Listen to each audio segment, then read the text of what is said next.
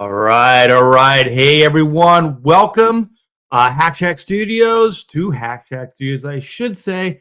And your host for Pontificators tonight will be me, RT Bear, comic book veteran, 40 plus years in this wacky industry, working mainly for Marvel, DC, but, helped out a little upstart company called Image Comics in the day.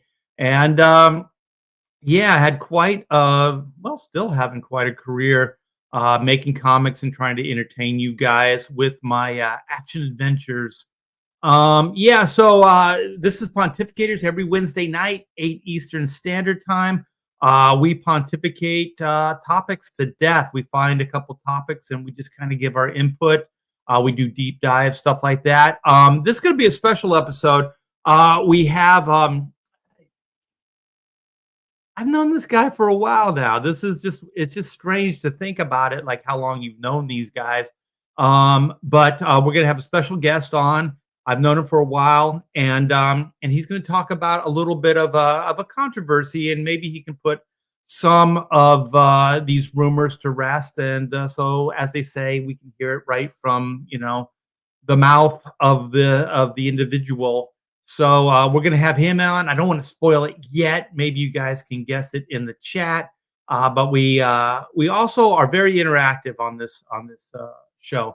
So you guys feel free to chime in the chat, hang out, and give us your input. Always appreciated. So we got Edwin Abuz, Hail the Pontificators, indeed. And there's some Clint Helinski fans out there. Sad news, Clint is not feeling very well. So we're going to try to hold on to him for as long as we can on this program tonight.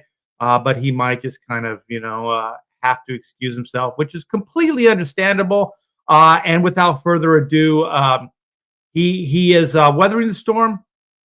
Regardless of how he feels, he's a professional. And he is coming in and he is going to pontificate.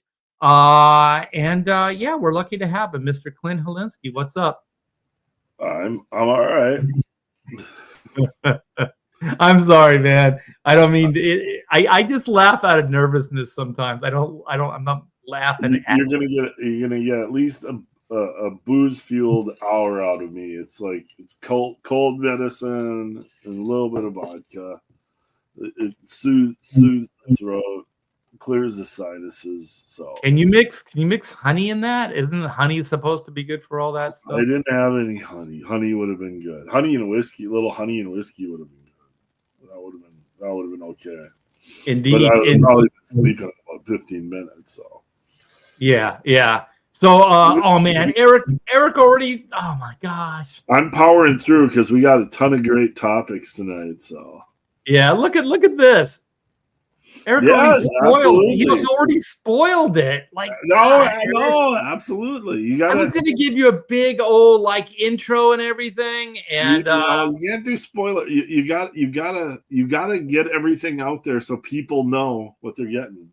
Yeah, because we're ease into it. We got other people to introduce, other pontificators. But no, Eric has to.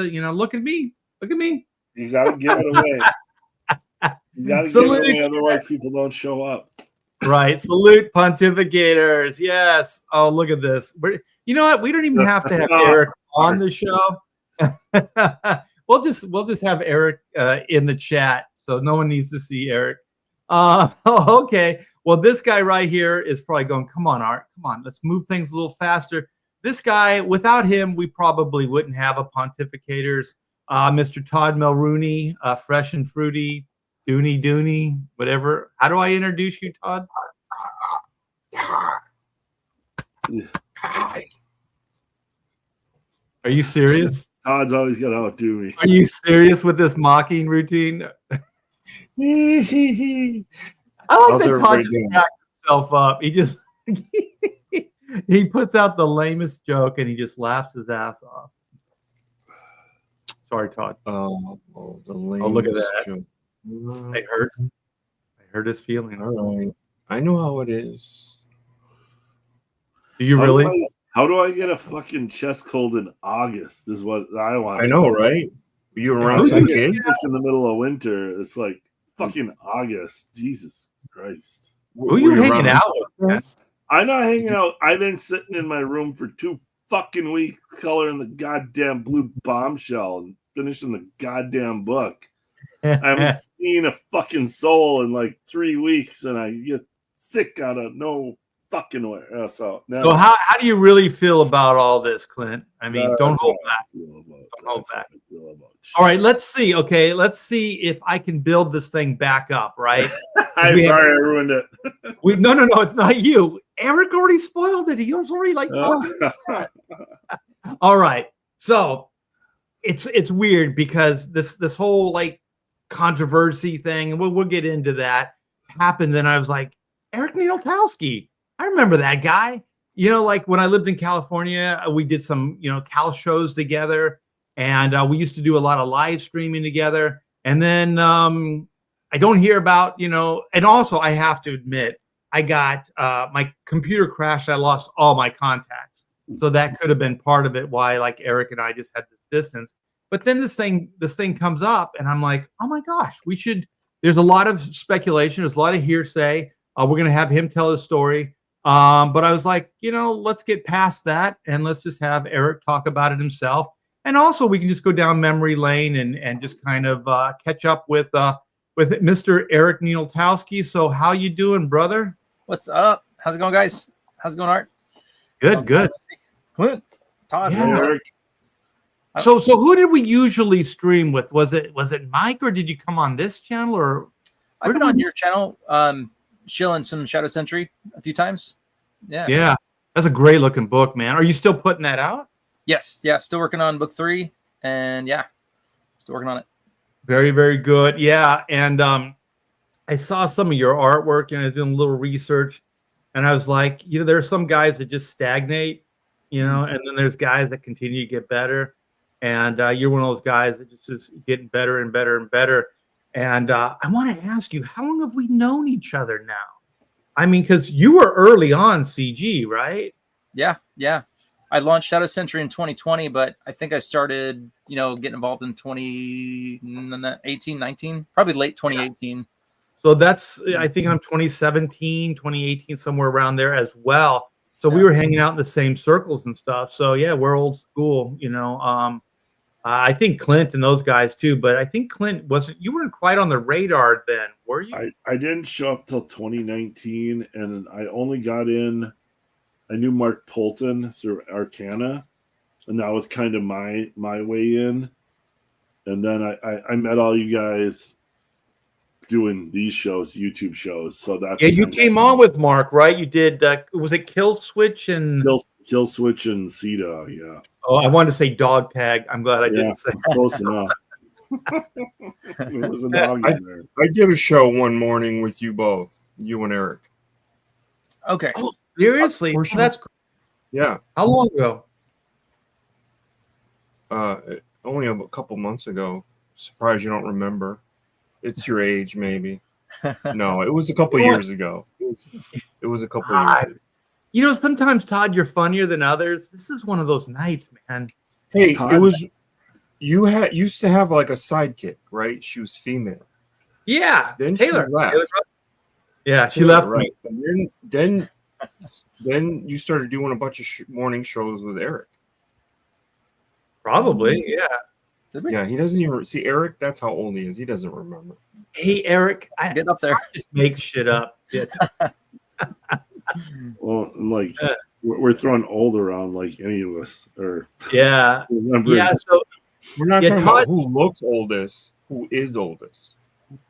well, who looks the oldest? Okay, round robin. Go to the chat. yeah, who looks the oldest? I think Eric does. Yeah. All right. But anyway, Eric, welcome back. I guess that's the proper thing to say. And you're still in California, right? I am. Yep. Still holding on as long as we can. Gavin Newsom. Gavin Newsom. Well, luckily, your neck of California didn't burn to the ground, right? Yeah, thank True. God. Yes. Mm-hmm. You're more southern, right? Like San Diego way, right? Yes. Yeah. We're like 30 minutes outside of downtown San Diego. Oh, Okay. nice. So You get the great weather. Yeah, the nice. Well, as somebody who lives in northern Minnesota, screw you.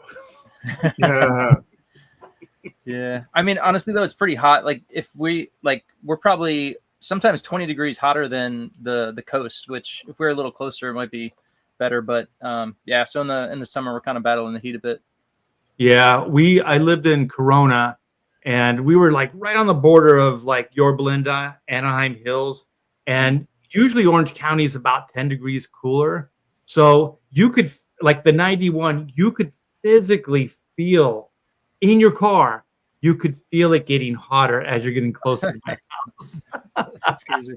It's like a mile away, right? Right on the border right there. And it's like, whoa, this is a little hot. Yeah. So anyways, Eric, I'm not going to try to hard sell it, but we moved to Texas almost 5 years ago. This December will be 5 years. And you know what? I wish I would have done it 20 years ago. Really? It's amazing here. Like we live in the woodlands, and it's gorgeous every day. It's amazing. And we do have humidity, but it's not really too bad. It's kind of a between like Dallas or Austin like temperatures and like Florida. So it's like if you kind of found a middle ground there. So it doesn't have the humidity of Florida, but it doesn't quite have like the temperatures of Austin, because Austin's kind of like it's kind of like Southern California. It can get hot there. Yeah. And so you're like central Texas, or where are you at? We're more southern. Southern? So yeah. So Houston, we're kind of in that Houston area. But this is like this. It's a planned community, and it's not like one of those little gated like California ones. Yeah. It's massive, and it's built in a forest. So there's lakes, there's rivers, there's trees that are hundreds of years old, and yeah, it's amazing. I don't know if you guys have ever flown into Houston, especially from like California. When you're flying over and you just see all that green, you see all this brown, right? That's part of Texas. That's the first part, you know? And then as it starts getting greener, that's where I live. All right, you're selling it. You're selling it good. Yeah. Well, I mean, you have a job too, right? Or no, it's all comics? Recently, I probably February, I picked up a part-time job helping my friend out. He does a medical supply company, so he needed a driver, so I'm just kind of like dropping off medical supply stuff. So okay. So mostly comics have always paid the rent. Yeah, and conventions. I'll tell you that comic book money will go a lot further here. Good to know. Yeah. Well, okay. We got a bunch of stuff. Like I said, we got the Kiss stuff. We got Henry Cavill. We got some Spider-Man clips, some like stunt guy like flying, through the city. It's awesome. And of course the Howard Stern stuff. So we'll get into that.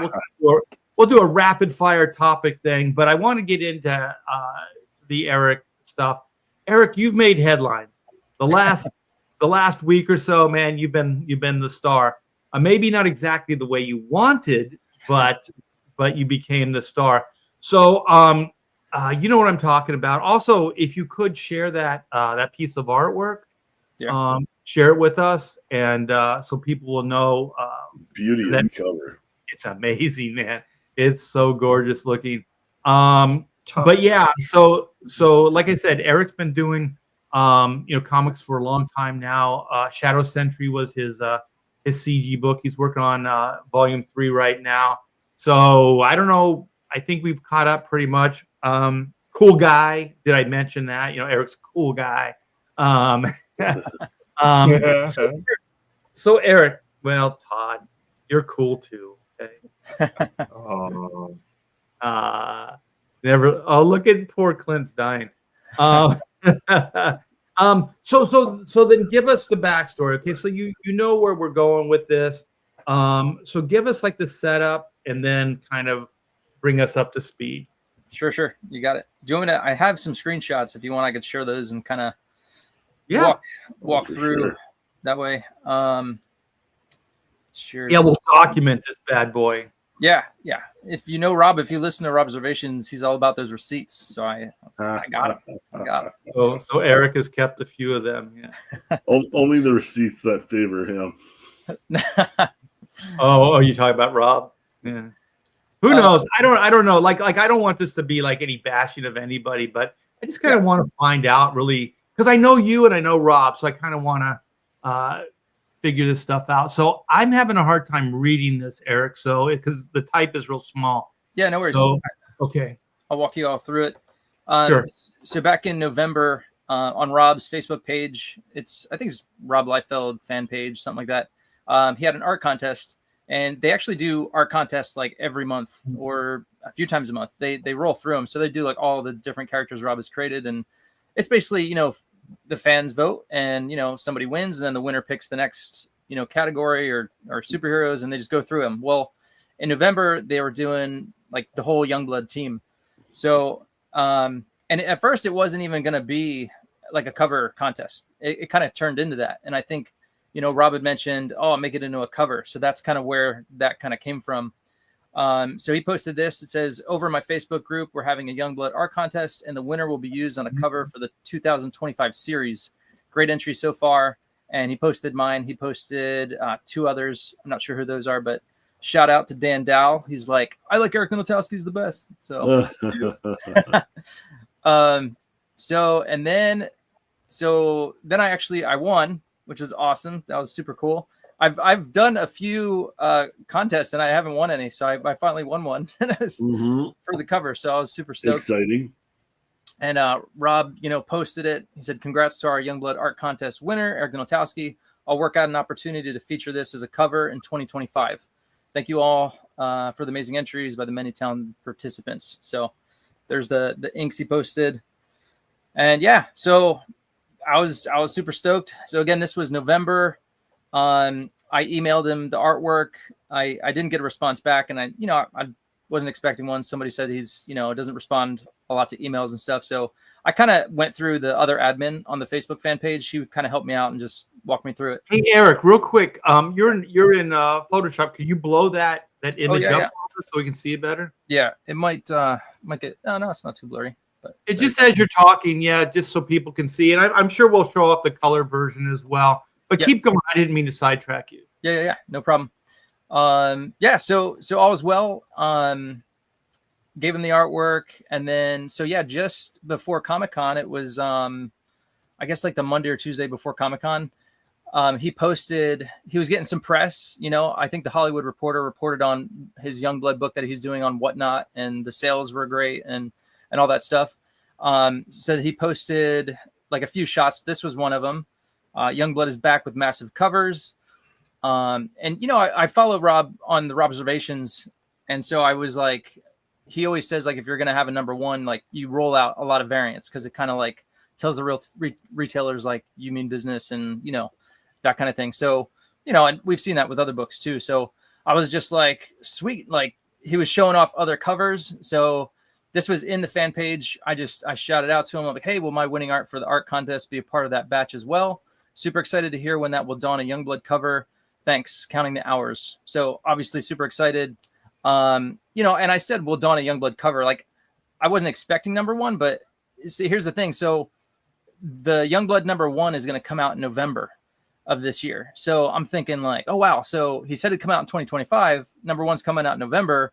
Hey, I got some pretty good chances to maybe getting on a number one, which would be amazing. Right. You're kind of pushing at that point. It's 2025. So November, you're looking at the end of the year already, Exactly. Yeah. Yeah.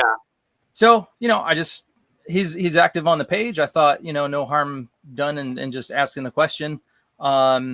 He said no. I thought it was kind of like short. So here's the thing. I remember thinking like, oh crap, maybe he remembered he blocked me on Twitter. And then he was like, I don't like this guy.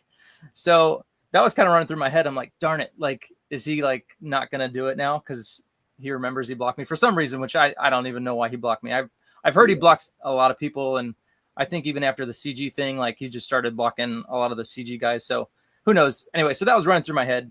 So I was just like, all right, well, let me find out if he's going to do it on any cover. So I was like, will it be on any cover? This one here, I posted the artwork, and then he replied, nope, pretty quick after. So I was like, dang it. So to me, my bridges were burnt. I was like, it's done, it's over. So I'm like, it's all good. I knew you weren't going to keep your word. I'm not unfamiliar with Rob. I know he has a bit of a reputation. So I was like, all right, if that's how it's going to be, whatever, dude. So it was a kind of a snub. Should I have done it? Probably not. But I was like, I thought my bridge was burnt. I was like, who cares? It's over, so I said my piece. And so, yeah, so that was during Comic-Con, I think, or right before Comic-Con. And then, I went to Twitter and I posted, the artwork and told everybody what happened. And then that kind of got people reaching out to Rob, and they were like, Rob, what happened? I thought you were going to do this guy's art on the cover. And so I didn't get the screenshot of what he replied there, but he basically said like, I was insisting on a number 1. And so, not as the guy was insisting, it's going to be on a cover, but not, a number 1. So that was his reply. So just to recap, so he possibly was thinking you were saying it would be a number 1, it would be in that variant cover batch. And so when he says no, he's saying no to that it won't be a number 1. Correct. But not know that he wasn't going to use it ever. At that point. Well, right. At that point, yeah. You have to interpret the question again. You have to interpret that, though, because Rob's giving him zero information. He's just saying no. There's no explanation. Just like, no, it's not going to be a cover. Yeah, but then you asked him another question, which was, I can't remember now, but is it going to be on will it be a cover at all or something like that, right? Yeah. And then he says, nope. Correct. So like you said, at that point, I mean, it's pretty definitive. I mean, there's no wiggle room with no and nope. You know what I mean? Like those are pretty much doors closed kind of thing. All right. I just want to make sure that we're all tracking this. Sure. So I went to Twitter, I posted the thing, and then people are reaching out to him. So I'm blocked by him on Twitter, but at this point I was still active in his fan page. He didn't kick me out. So, but he didn't respond to, what I said about him not keeping his word. Right. So, even after that, I posted another post. I was like, and I posted the screenshots of him saying it would be a cover in 2025 and the other one about me winning. And I was like, is this all BS? Like what's going on? And he never replied to that. And later on, he deleted all that. So that was never it was gone because I went back and checked before I got booted and it was just gone. So I think he was maybe kind of doing a little, like PR, like cleanup, like whatever. So, but he was talking to a bunch of people on X and I'm like, I can't reply. And so then I went back to the Facebook page and again, like the stuff was deleted. And then I started reading some other stuff. So here, let me walk you through that real quick. Is that the Extreme Facebook page? Yes, that sounds about right. Yeah. All right. So then he posted this, which was Youngblood books in the pipeline, Youngblood 2025, Giant Size Youngblood, and Youngblood Battlezone 2026. So, before that, he hadn't mentioned any other books like Youngblood books. So reading between the lines, I kind of got the idea, like he's trying to say, like, no, it's not going to be on a number 1, but I got these other books that it might be on type deal or something. I don't know. And then he posted this one. The best advice I can give is not to be a hothead with professionals. Trying to dunk on them can be costly. Don't do it. So kind of like a little side jab at me. And then you read the comments and they're all, talking about me and what I did and this and that. So, but I want to understand. Okay. So when he says dunk, was that just like you were saying, like, well, I didn't think you were going to do it, so kind of par for the course? Is that you dunking on him? Is that what he's? That's what I got from it. Yeah. Okay. All right. So it's like Clint said, this stuff's kind of cryptic, so you don't really know, what is definitively being said or meant. Yeah. And from my point of view, I was kind of like, one, he was very short and kind of dismissive almost. And that kind of rubbed me the wrong way. Cause it's like, I'm a fan, I'm on your fan page. I took the time to do this for your thing, for your book. And it just was kind of like, if you're going to interact with fans, either one, don't do it at all if you're not in the mood or you're having a bad day, you can't respond properly. But like if you're going to respond, like I just felt like it was kind of, I just felt like he didn't give me the time of day, type thing. And so anyway, that kind of it rubbed me the wrong way. So that's again why I said what I said. But yeah, I wasn't trying to dunk necessarily. I was just trying to whatever. It doesn't matter. I guess however he took it, that's how he took it. And so it seems like a big jump from your response to him thinking you were trying to dunk on him or something. I not just me personally. Yeah. Well, there were a lot of leaps. There was a lot of like in betweens that weren't spoken because like you asked him a question, then he says no.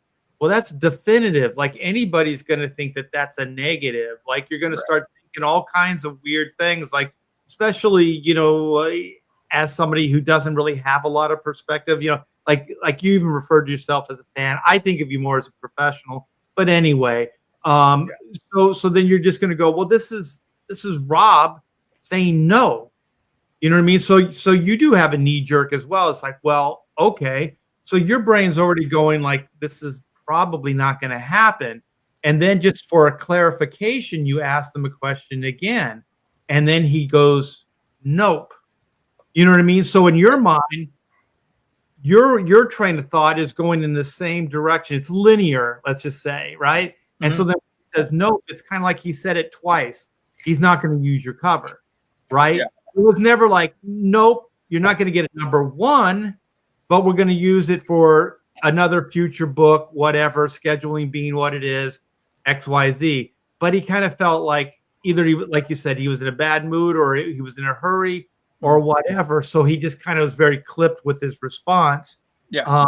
So you can kind of see how it led to where it's at. Let Eric show what he's got posted on the page here, because this kind of shows the line of communication.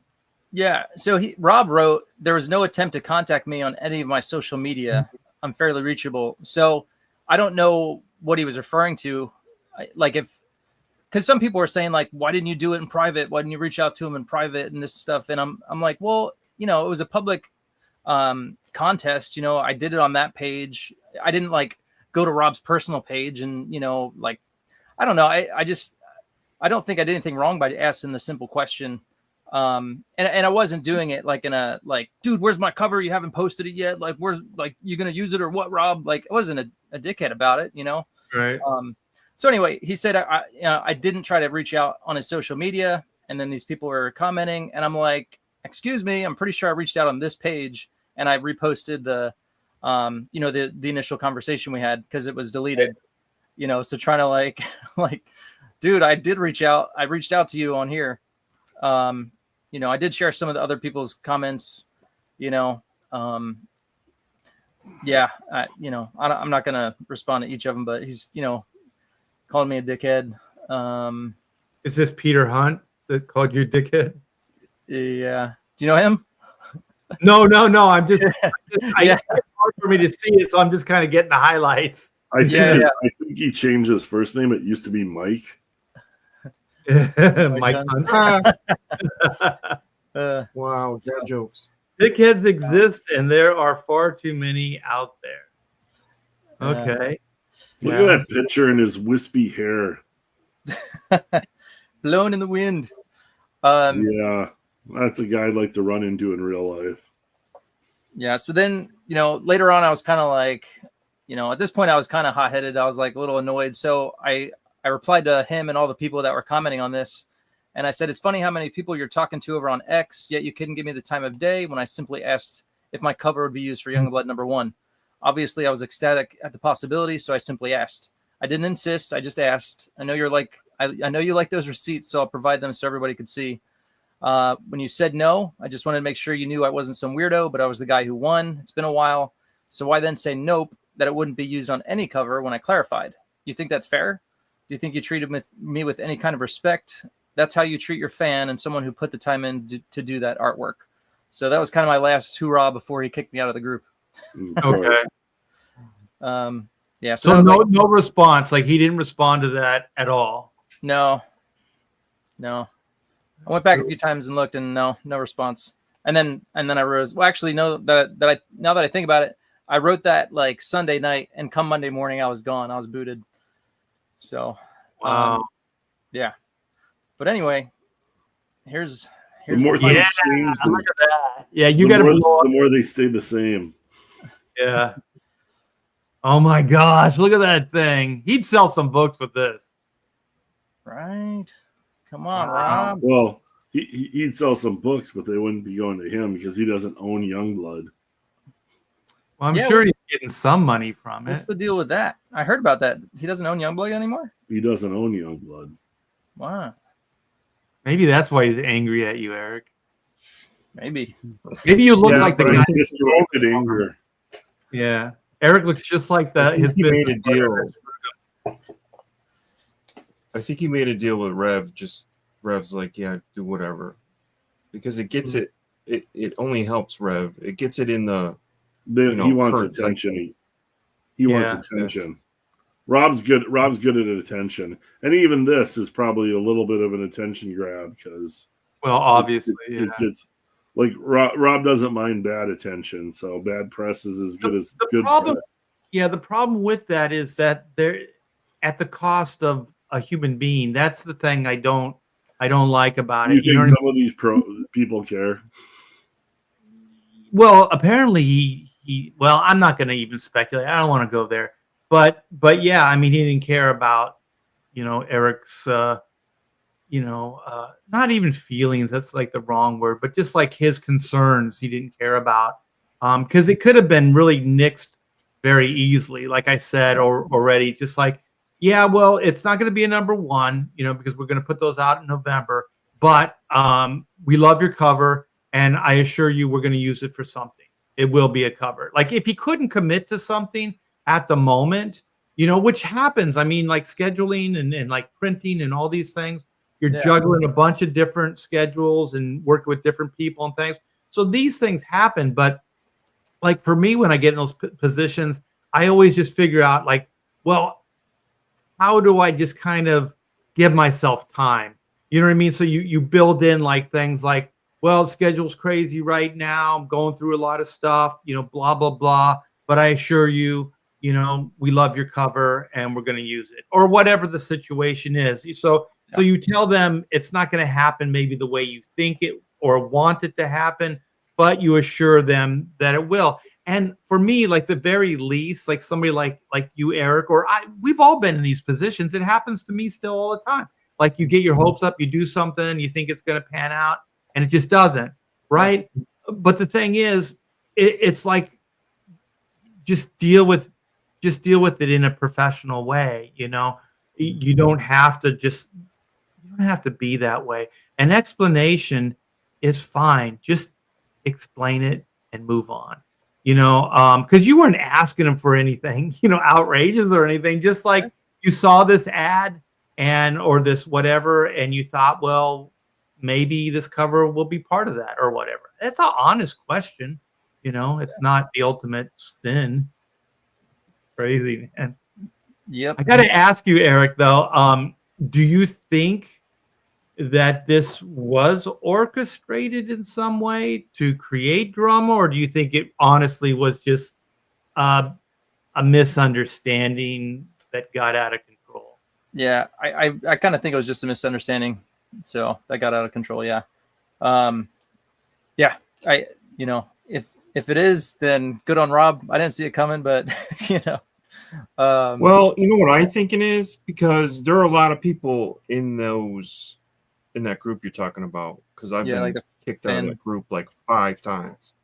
So there's a lot of people that know the CG people and stuff like that. And I think someone in there probably put something in his ear like, hey, that guy has been known, So I think it just went that way. And then like somebody kind of ratted you out in a way.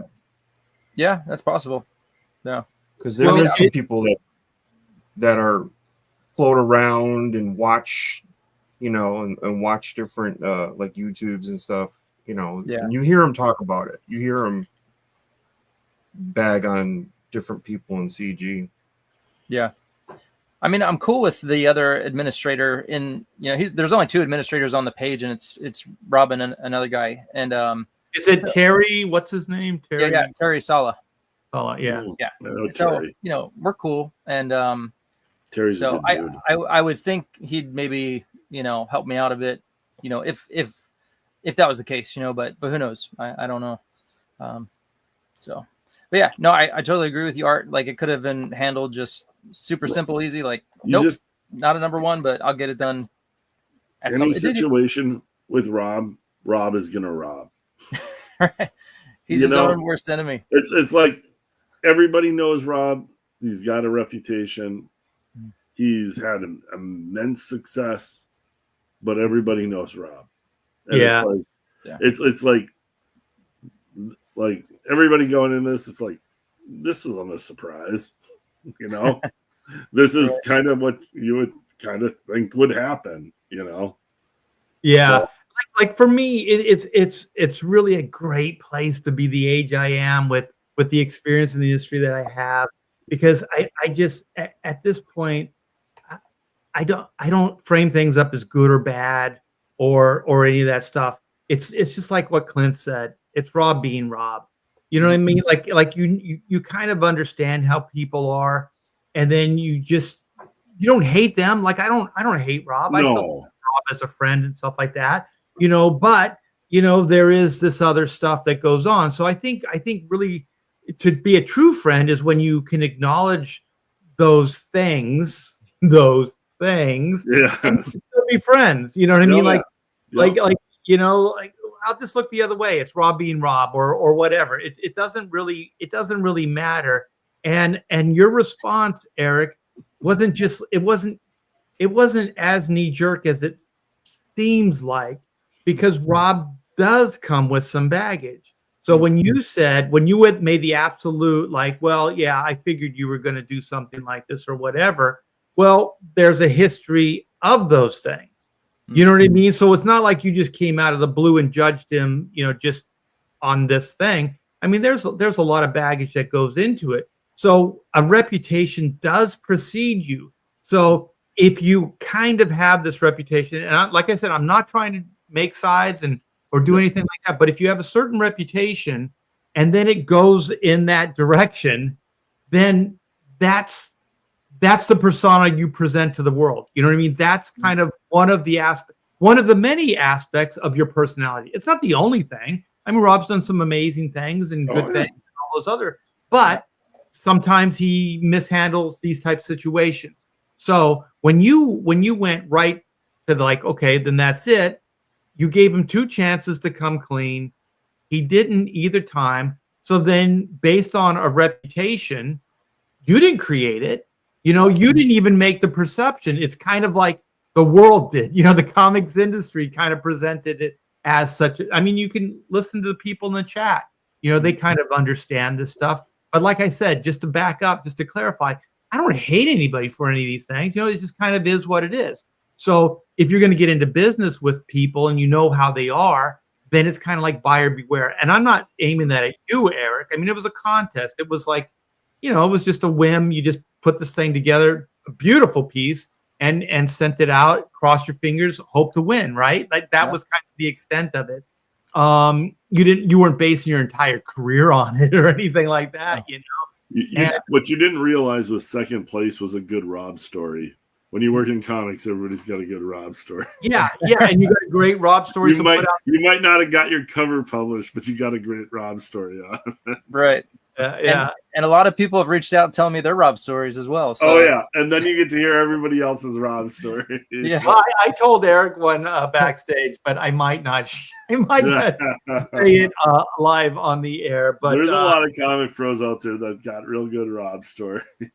But the thing is, I think you learn to kind of accept like how people are, right? Like for me, like if Rob makes these distinctions with me or draws a line or whatever, then that's a line that he draws, but I didn't. You know what I mean? Like I don't hate him.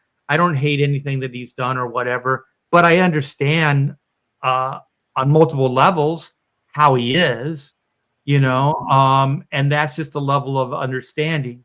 And yeah, I mean, it at that point, it is what it is, right? You can remain friends even if you understand, you know, their deep, dark secrets, or that they could potentially do whatever. Like, there's been a few people in the business that I was really, really close with. I'm still close with them, right?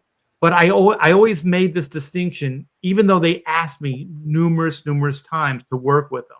I always told them no, because I knew if I did, that most likely, based on their reputation, I was probably going to get burned, and it would probably end the relationship, right? Like they say, if you're going to loan somebody something, a friend, never expect to get it back, Right. Yeah. Because if you do, it's going to end the friendship, right? So it's kind of that idea that so no matter how badly I needed the job or whatever, I wouldn't take it, because I knew that it had the potential to go bad.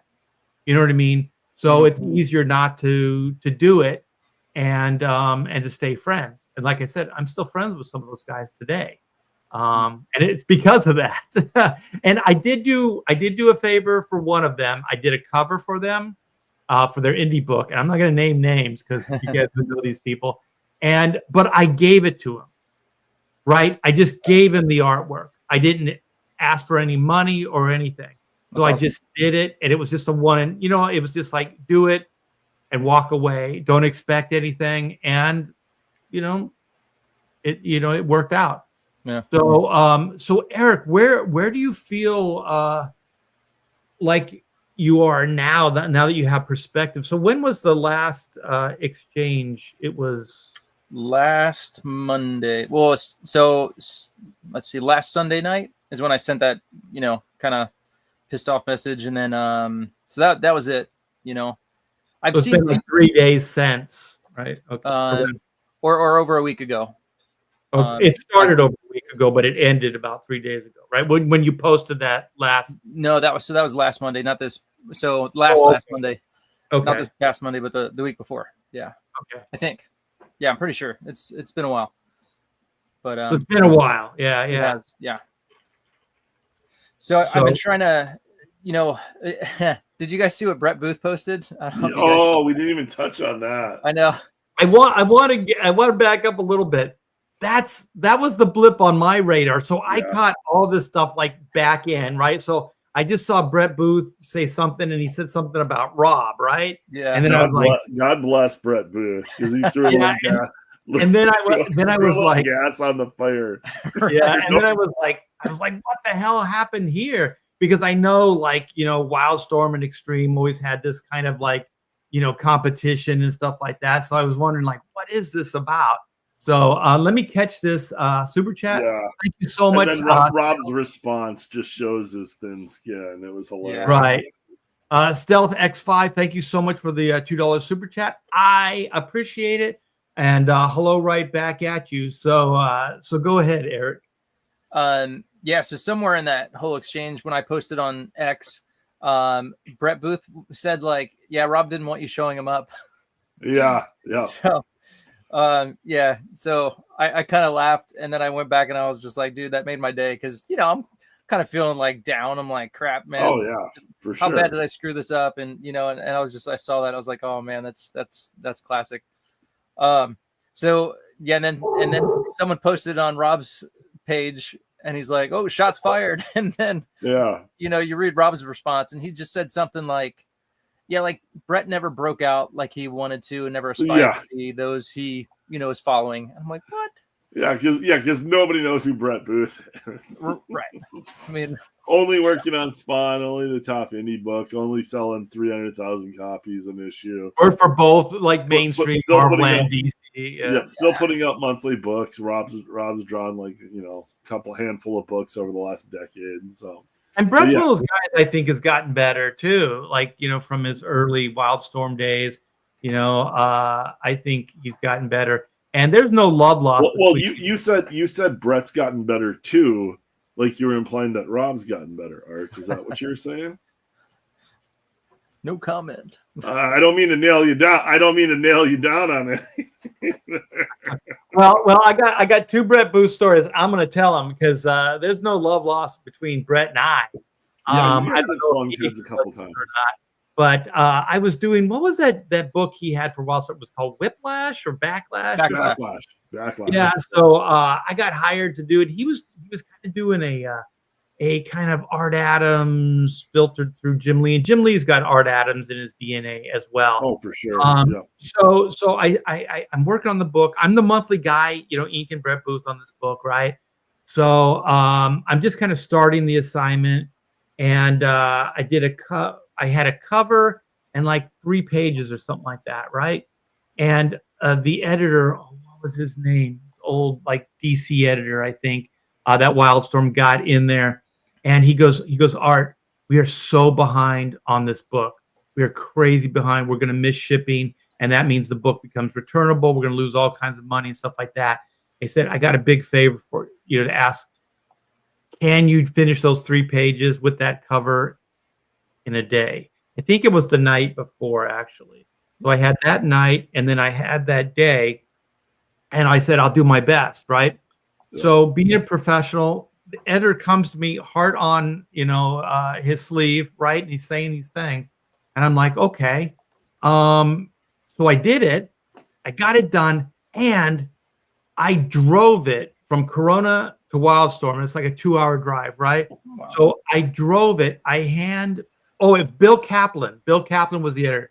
I handed it to Bill Kaplan, and he was all like, yeah, thank you so very much, man. We're good. I'll get these scanned and colored, and we're going to make shipping, blah, blah, blah. Oh, great. The hero art, right? And so then I hang out with some of my buds at Wildstorm, and then I drive home. I'm thinking, yeah, I'm the hero, kind of like you, Eric, you do the great cover, you win the competition. And then, the axe is about to fall, right?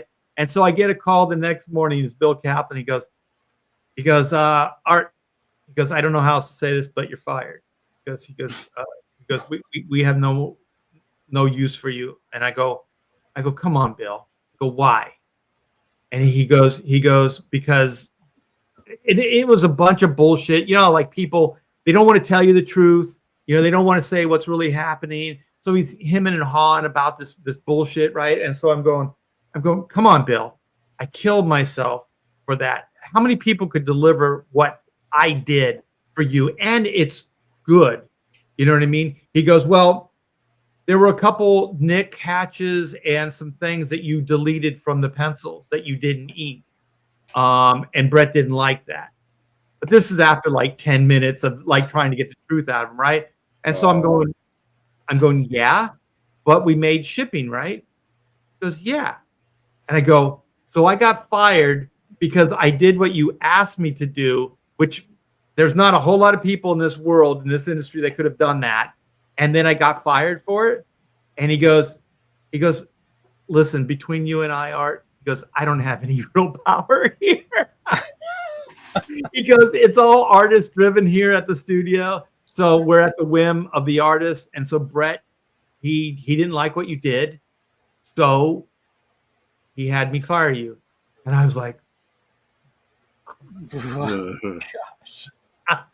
That's crazy, right? Like I was like, wow. This is, and I always do multiple projects. So I never need, I always do that just because if somebody does something, gets a wild hair up their ass, I can just, no harm, no foul. I got this other job, whatever. Right. And so there was that. And then this was kind of the heat of like the crazy, like image days. Right. So this was San Diego Comic-Con. I think this was shortly after. Right. And so, I'm working for, at Extreme Studios, rival studio to Jim Lee's, Wildstorm. Or I guess, I don't even know if it was Wildstorm at the time. It might've been Homage. And so then we have this big table. I don't know if you remember, Eric. I mean, you're a San Diego guy, so you have to remember these old San Diego cons, right? In the 90s. You remember those? I don't think I got to a show until like 2004 or 5. So you missed out on a lot of that nutty stuff, right? So anyway, it was all the Image core guys, like the 7 or whatever it was. I don't think Wills was there actually. And so, and then there's like Brett Booth, I'm there, and just like some of like, the higher tier secondaries, of these studios, right? And so there's me, there's Jim Lee, and then there's Brett Booth on the other side, right? And so we had these trading cards. I don't know if you guys remember, like Extreme had these trading cards. They were like of us. They were like a caricature of us, and then it had our stats on the back, like a baseball card. And so I was to give these things away because like everything was free at the time, so you always had something to give to people. And people were waiting in line for hours. This was a zoo. This was nuts, right? Wow. And so I'm just being like the rock guy. So people that were waiting on the side of me, I'm like throwing cards at them and stuff, because they're going to wait in line for 2 hours. So I'm just kind of trying to entertain them as they're waiting. And so then like Brett Booth came in, like he's kind of got a scowl. He's not a happy guy, So I was kind of like, hey, Brett, this is while we were sitting down setting up. And so he's like, whatever, like mopey guy. And so we sat down, we're starting our signing and everything. So I just kind of started writing these like little captions, like these little word balloons on my face, my card. I had a stack of these things, you guys. I had a case of these things, right? So I kept writing like, hey, Brett, life isn't so bad. Turn that frown upside down. And I would write like I was saying it in a word balloon, right? And so I handed it to Jim. Jim read it. He smiled. And then I go pass it over to Brett. So he passed it over to Brett. And Brett's like,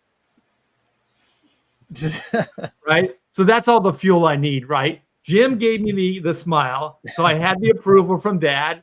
And so then, this is my bastard brother, or whatever, from another mother. And so then I just kept doing it. So every joke, whatever, I go, come on, Brett, life's not so bad.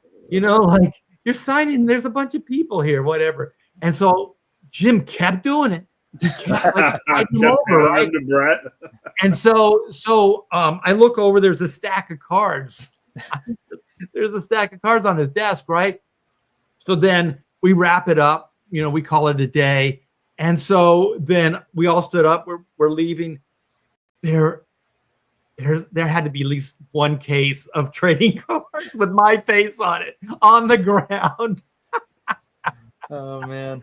And you know what? Not one smile from Brett. Like it would, if I came in a grumpy mood, right, and somebody was doing it, I would crack a smile. I would have to go over and go, you know what? You just made my day. That was hilarious, right? I always tell my wife, like, my best material is wasted on people that have no sense of humor. Yeah. So he didn't even talk to you or anything? Like nothing? Oh man. No, nothing. So the only thing I could think of is maybe he, I don't know if it was before or after, that little incident that I was working with him, but I don't know. Like Brett is, I don't know, is the term bipolar? I've never really seen him in a good mood. So I'm just giving him the benefit of the doubt, saying he's bipolar. Maybe, who knows? But yeah, I've never done anything to him, like personally, anything like vindictive or really like angry or anything like that. I thought it was funny, and obviously Jim did too. That's great. But yeah, that's my Brett Booth story. Yeah. So I know your thing.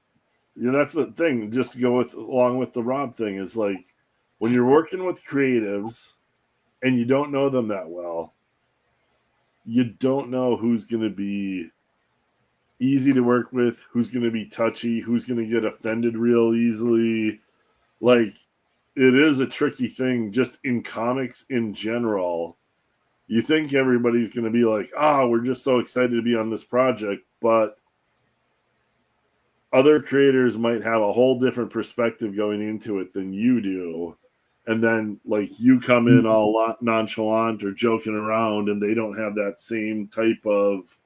So, I mean, I think probably all of us have ran into that at some point where you're just working with somebody who your personalities clash, or somebody doesn't take a joke the way you intended it, or they're not, it's a tricky business working in comics with other creatives where you're not like interacting personally. You're going through emails, you're going through phone calls, you're going through editors, miscommunications, and that kind of scenario can happen super easy.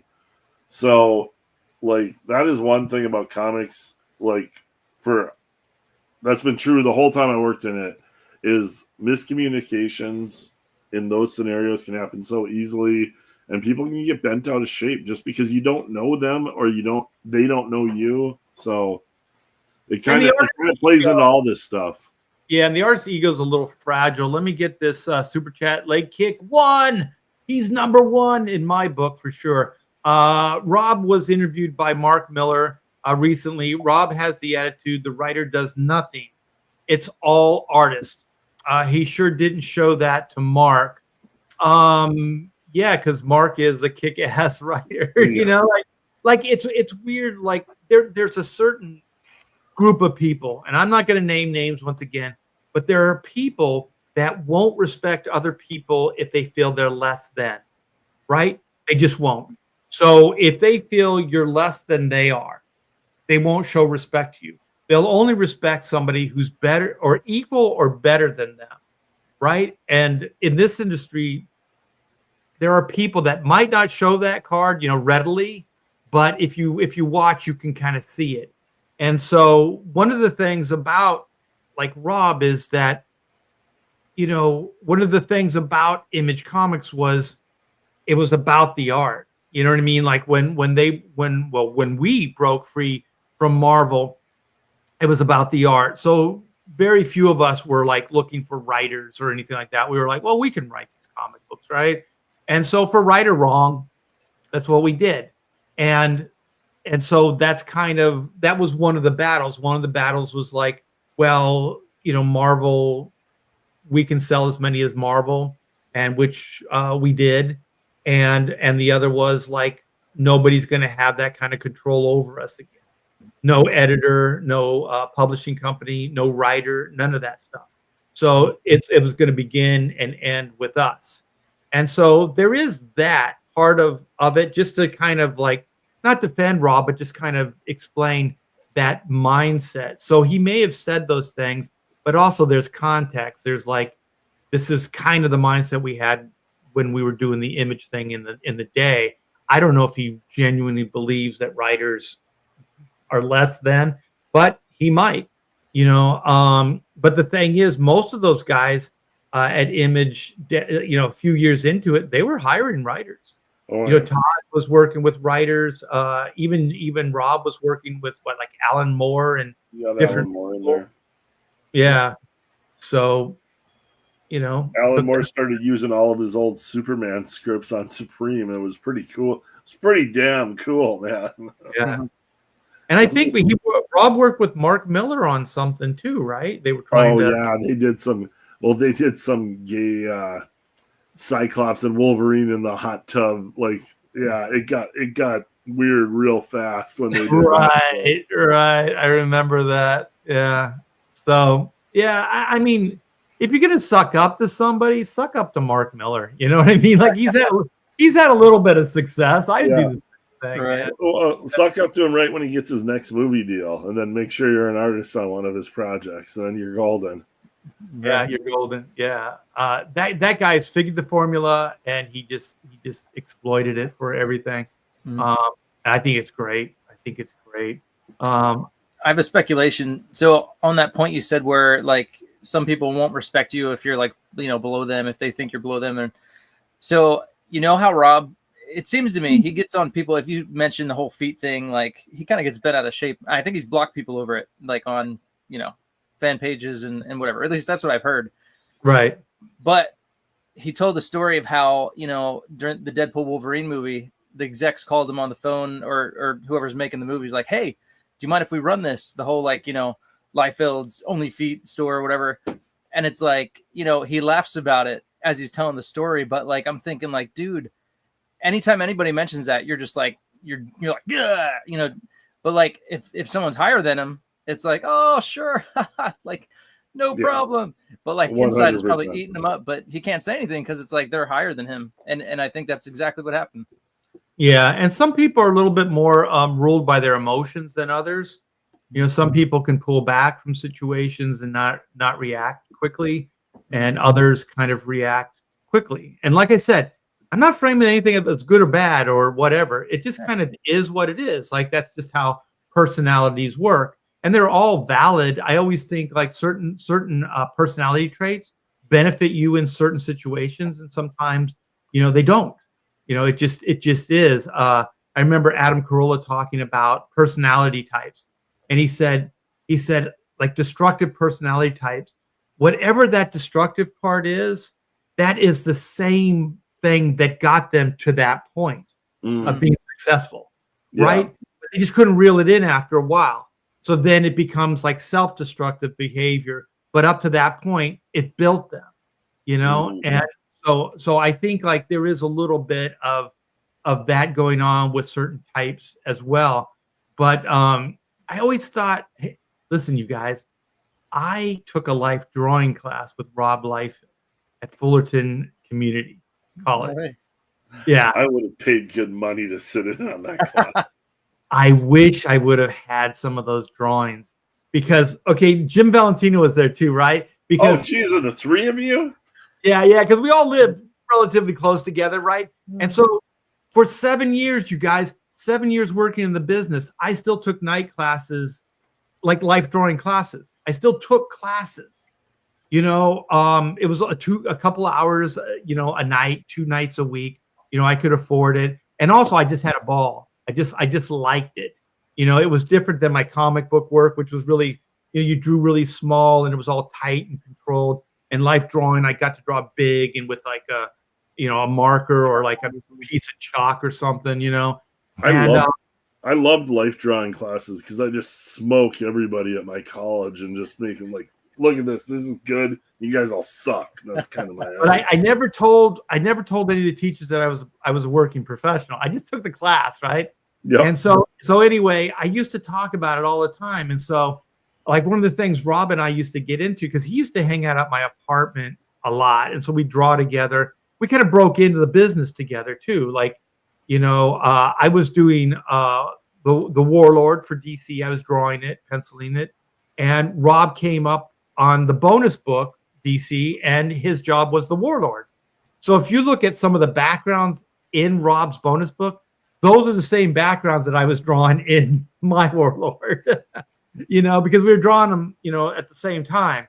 And so anyway, we're in life drawing, and I think they thought, okay, Art always talks about this life drawing stuff. Let's go see what it's all about, right? So I think Jim, no, it was Rob first. Rob dropped out after a few weeks, and then Valentino left later. But I will say one thing. Rob was looking at the model, but he was drawing just like Rob Liefeld. There was very little difference. Like it still looked like a comic book character. It was just in the pose of the model. Right. But he like the nuance of the pose, any of that stuff, it wasn't in his drawing. He just saw the world that way. Yeah. I really think that was his perspective, his view of the world. Like, did the face have all the like lines and creases and like early? If you think about Rob, like Rob wasn't like hatch crazy until early like Hawk and Dove. Like it was very tubular on his forms and stuff, and like he didn't have a lot of. There was a stiff structure always, but there was like a lot of posing, and there were kind of some like Art Adams nicks. Oh yeah, very much. There wasn't like rendering like what you would think would be like gray tone shadowing or anything like that. No, there was structurally there was some Art Adams like influence. I mean, of all the guys, Art Adams influenced the most. Yeah, you even look at Jim Lee, early Jim Lee. Those women have legs, all those guys. Yeah. And we thought, oh, that's so cool. Art Adams was the biggest influence on everybody. But anyways, one of the things I remember that life drawing class was there was the teacher, and he wore like a white lab coat, right? This guy was, and I don't have a problem with, but he was as gay as they come, right? And so he's like, I really like when you guys use markers when you draw, because that's good, right? He said, but I don't like those toxic ones. So there's ones that have sense. And he pops off the cap. This thing's bright purple. He goes, grape. Yeah. I'm like, oh shit. I go, just because it smells like grape, it doesn't mean this isn't toxic. Like you guys remember when they did this to poor like housewives where they had bleach and they go, lemon scented bleach. Like, what are you trying to encourage women to smell this shit? It's still gonna collapse their lung. You know what I mean? Like, this is not good. Take a good whiff. Well, I'm sure he loved it because it was fruity, but yeah. But it's so weird. Like there's certain things in life where you just that remember. sticks with you. Yeah. 35 years later, that great. Grape. This one's great. I think that's what he thinks. This one's great. And I'm like, one of my art It teachers. was better than sketching with charcoal and like being just like charcoal up Whack, to your wrists. yeah. I fucking hated charcoal. There's a lady from my art college. Her and her husband both taught, and she was, I think, maybe illustration or something. Her husband was a fine art, or they could have been. It doesn't matter. Both fine art. But we're like, drawing stuff, drawing the stills, and they'd have all the stuff piled on the table, and you draw the skull and all the fruit basket and all that. But she's like, when you draw a plum, like, don't just draw a plum, make it a plummy plum, And I just remember like plummy plum. Like, I'm like, oh my gosh, what's a plummy plum? Like, where do you get this stuff, man? That's so funny. It's My so funny. we're all telling our life drawing stories from college. So my freshman year, it was like first semester life drawing college, and we had some old lady as the nude model, and I'm like, oh my god, and like freshmen meeting people in the classes and drawing and whatever, and there's a couple guys, a couple girls, and cute girl I kept talking to, and like she's real nice and everything. Second semester, she's the nude model. Well, that worked out for you. I remember having a talk with one of the teachers, and I think the teacher started it. She goes, this is a 2-hour pose. Why do you move all over the room and not do a 2-hour pose? I go, I'm not here to draw this exact same figure for 2 hours. I want to get many drawings in because that's how I feel. That's what I feel I need. And then she's just kind of looking at me like, that's my assessment. Like, she didn't say it, but and then she goes, well, what else? And I go, well, the pose isn't exactly inspiring. And she goes, what do you mean? I go, you have the same like big housewives like pose every time. And then she goes, well, what do you have? She goes, what do you have a problem with? I go, well, I said, it's harder to draw like anatomy where it's supposed to be, than this. And then she goes, well, that's not very nice. And I'm like, yeah, but it's true. Like, if somebody's in shape and their muscle groups and stuff like that, I mean, it's harder. And then she goes, well, not really. You need to learn to draw this type of figure too. And I go, you want me to draw that figure? She goes, yeah. I looked at it and I went, whoomp, whoomp. Here's the saggy boobs, and here's the stomach. Here's the butt. Boom. There's the figure. And then she's like, what? I go, they're just shapes. They're just big bulbousy shapes. That's all this is. Like, you don't have to like, what's the nuance of like, a 150-pound overweight woman? Like, there's no nuance. It's right. She might as well just be in her clothes. I mean, it's like, there might be more to draw. Yeah, well, actually, if they were in their clothes, there would be more nuance, right? Because then there would be the folds, and there would be all these other things that were going on. But just a nude, just throw a couple of beanbags out there and stack them up, and I'll draw that shit. Jesus. Right. Yeah, I'll just add nipples. What the hell? Yeah. But yeah, and then I think I found out later it's harder to get the good-looking models. Oh, yeah. They're at the more prestigious one time. Only one ton. Yeah. And then explaining that to your female college art professor, that's not going to go over very well either. She really, really liked me, and she was looking out for me. And so there's like, they had like the art galleries annually or like twice a year or whatever. And she's like, she'd always put my pieces in there. She was like, really good. She goes, I looked up your record, and you have enough credits to graduate right now. She goes, all you have to do is take like this course, and this course, and you could get a degree. And then she goes, we can do that. I go, I don't want a degree. I don't care. And she goes, what? I go, I'm here just to learn how to draw. Like, I don't care about that. And it blew her mind. Like, right? But I never told her I was already like 2 years into working, professionally in comics or whatever, I was working on Superman, I think, at the time. But how could you pass up this 2-year fine arts bachelor's degree? It's going to take you so many places. Yeah, exactly. Yeah. And we all know that, I guess it can. And if you go to certain schools, and there's, like, what is that? Not Art Center. What's the one for like the Disney animators? What was that one called? Is something it art? like that? Something State? like that, maybe. Cal Arts. Yeah. It was Cal Arts. And my daughter interviewed for there. She just didn't want to go to the college.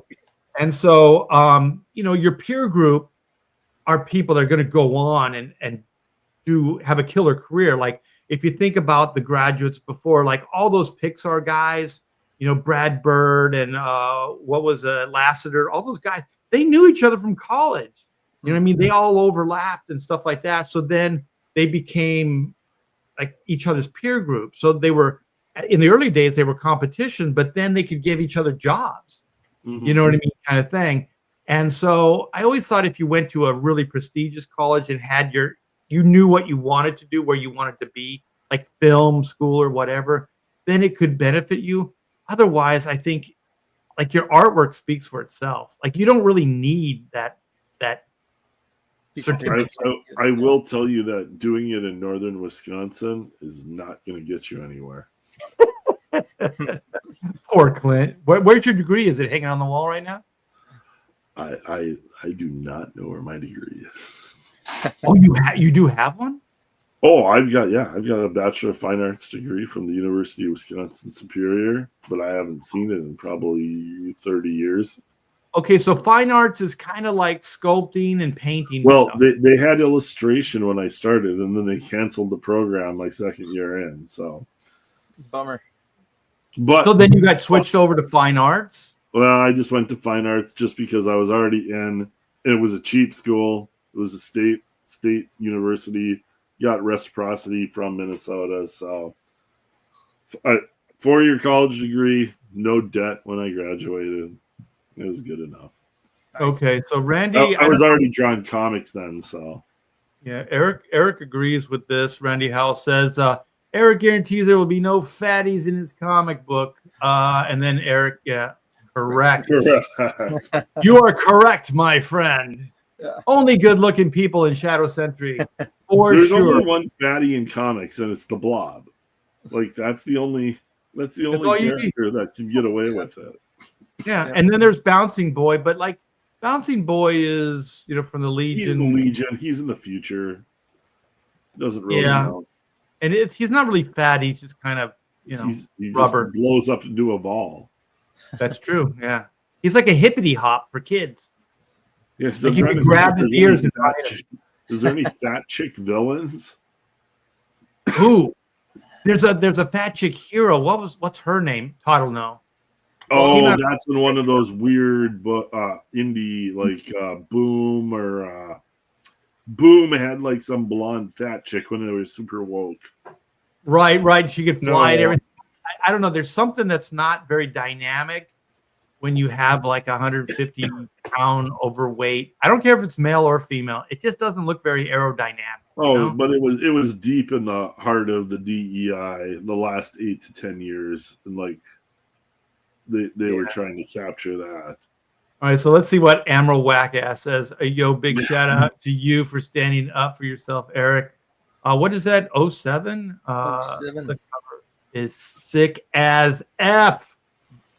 Yeah, it it's an awesome cut. It's an awesome cut. I love everything you do, Eric. Your art is fucking fantastic, man. Yeah. Shadow Sentry is the bomb. I love all your character designs. Love your inking. I love your rendering. I love your storytelling, man. I love everything about your art. So Yeah, if Eric would have come in the industry, what did you say you came in early 2000s? Yeah, I graduated high school in 2000 and then went to an art college for 2 years. So 6 years earlier, you would have been. You would have been the shit, dude. You would have been in one of those studios. You would have been, you would have been the next Dan Frago or Brett Booth. Yeah, but that would have been Well, let me get a shout out for Eric's new book. Well, this is the return of the Shadow Sentry. So this is book 3. I think he's got 1 and 2 done. They can get that on your website, right? Is that? Yeah, EricNinaltowskiArt.com. Okay, and so then you guys click this. Is this a sign up page? Is that what this is? Yeah, so there's a sign up page on Indiegogo for book 3 right now. Okay, so you guys go sign up today, and so we got the lowdown on Eric. So thank you for that. Let's break it up a little bit. Let's show this. When I saw this, I was like, this is how you promo for somebody like me your new movie. So can you guys see this? Oh yeah. Look at this. I'll go full. Well, let me hit this first. This is pretty damn cool.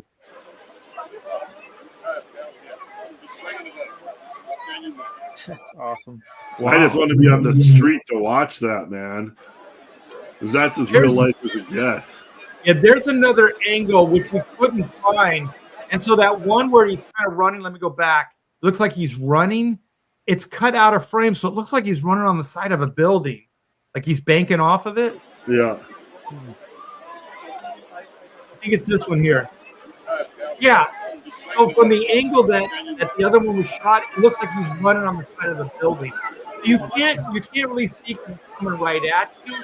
But when you see it kind of 3/4, you can see how quickly that rig is moving. That he's on. Like he's really moving down the street, you guys. Oh yeah. No, that is so cool. I've seen like 2 or 3 different versions of this. And then it looks like he's shooting the web shooter too at times. Yep, for sure. Yeah. It's got to be difficult too because he's got those things in his hands. So he's like probably, Oh yeah. Get that right. Because he's kind of ringing himself back and forth with. See, like right there, it looked like he was shooting. Yeah. Yeah. Old school. I love it. So this has been out. There's been some videos of Robert Downey Jr. in the Doom costume out. So what everything looks like to me, Marvel-wise, movie-wise, is they've had a bad run. What it looks to me like is Doomsday, Spider-Man 4, and then Secret Wars. They're trying to replicate Infinity War, Captain Marvel, Endgame. That seems to me what the plan is, because that's the way the movies line up now. Sorry. Doomsday's first, Spider-Man in between, and then Secret Wars at the end. So it's like they're trying to replicate that energy that they had from those trilogy of movies that were all over $1 billion. So yeah, you know what's strange about this is like the setup to First Steps, Fantastic Four, which by the way, I'm not a hater. It wasn't woke. It was a good movie. Yes. It wasn't great. Is it going to save the MCU? No, but they were putting too much hope on it anyways. I don't think that one movie is going to do it. I think there's enough. There's too much brand damage. They're not going to really be able to revive themselves that quickly. But having said that, I think the second week, Fantastic Four dropped 66 or 67%. That's almost 70% drop off in the second week. Like usually, like they can maintain like half, like 50%, right? Yeah. Like even comic books do that. From number 1 to number 2, there could be half drop off, right? That's kind of how these things work. But almost 70%, That's crazy, right? So this isn't the movie that they're going to be able to go into that Avengers, movie with, and it's not going to have that energy, that momentum. So almost instantly, within the second week, you notice all these super cool Spider-Man things are coming out, Oh right? yeah, they're trying to connect. Yeah. So I definitely think what they're trying to do is they're trying to go, we're still cool, really. Look at this, Yeah. And remember we got Spider-Man. Remember we got this and this. right. Yeah, I think Fantastic Four a solid opening weekend. I think it underperformed the second weekend, and that's got them concerned because it's falling back into what has happened for the last 5-6 years for them now. Yeah, but if they were smart, if you think about it, like they still think it still seems like they're in for the long haul. The brand isn't completely dead, but it's like I used to say this about Michael Jackson's career. Do the Beatles get back album? Don't keep trying to top yourself, right? Production. Like this is bigger and badder than the one before. You can't top Thriller. Thriller was it. That was your pinnacle, right? Mm-hmm. You made it all the way here, but you want to keep making albums. You want to keep making songs and stuff. So downplay it. Do an acoustic album. Do something that's like the production is practically non-existent. Just your vocals. Do a cappella stuff. Do whatever you have to do, but kind of like lower the bar again, so you can build it back up. Like the Beatles get back. Like it's just the four of us, right? We're just going to do guitar, drums, bass, very little overdub. That's going to be it. And once you're up there so far, it's really the only thing you can do because you're not going to be able to top that. I saw it in Image Comics too. Like they kept thinking like, oh, we're going to top this. We're going to top this. No, actually diminish expectations, but still good. Like it doesn't mean like if Michael Jackson did the album that I was talking about, it doesn't mean it wouldn't be good. It just wouldn't be expensive. You know what I mean? Like it wouldn't be all these things, right? And you wouldn't overblow it. You just go, this is us getting back, to my roots, whatever. There's a million ways to sell it. And I think that's what Marvel needs to do. Like they just need to start doing one and dones, scale it back, make it very personal stories, not a lot of plot lines that connect to other things, and just kind of do inexpensive one and dones and try to build things back up. But these big overblown things, these universe things, all this stuff, it's too much. Bring it down. Yeah. So was there any end credit scenes in Fantastic Four? What's the plan for the Fantastic Four going forward? Do you know? They're going to bring him into that big. What is it, Clint? What is the movie that they're doing? Doomsday will be the next. Yeah, Doomsday will be the next Marvel movie next year. Okay. Doom will be involved, and they tied that in with the end of Fantastic Four. Yeah, so spoiler alert. Yeah, Doom shows up at the end. It's 4 years after the main story, and so they're bringing Doom in. I had a thought. You saw the movie, right, Clint? Yep. Yeah. Did you see it, Todd? No. Saturday. Eric, did you see it? No, I didn't see it.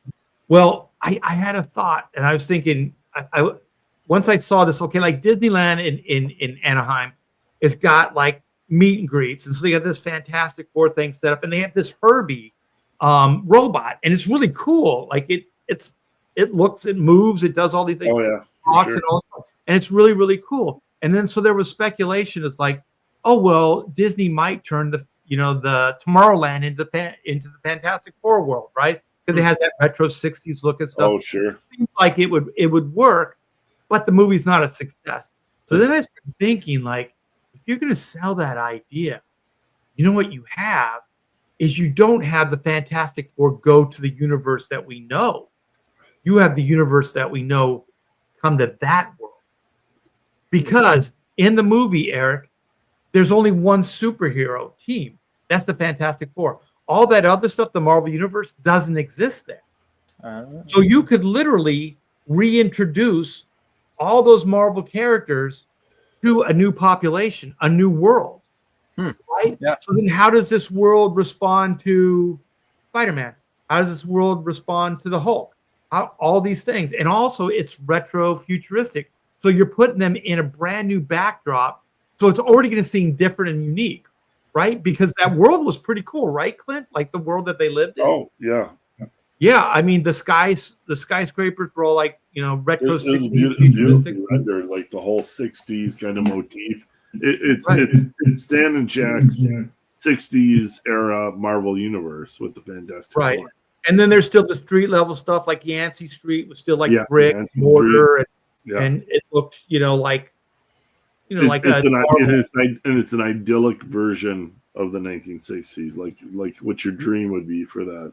right. It's all polite, civilization. Everything's clean, everything's nice, everything's polite. It's like how would a Tony Stark, exist in that world? How would what's her name from Wakanda?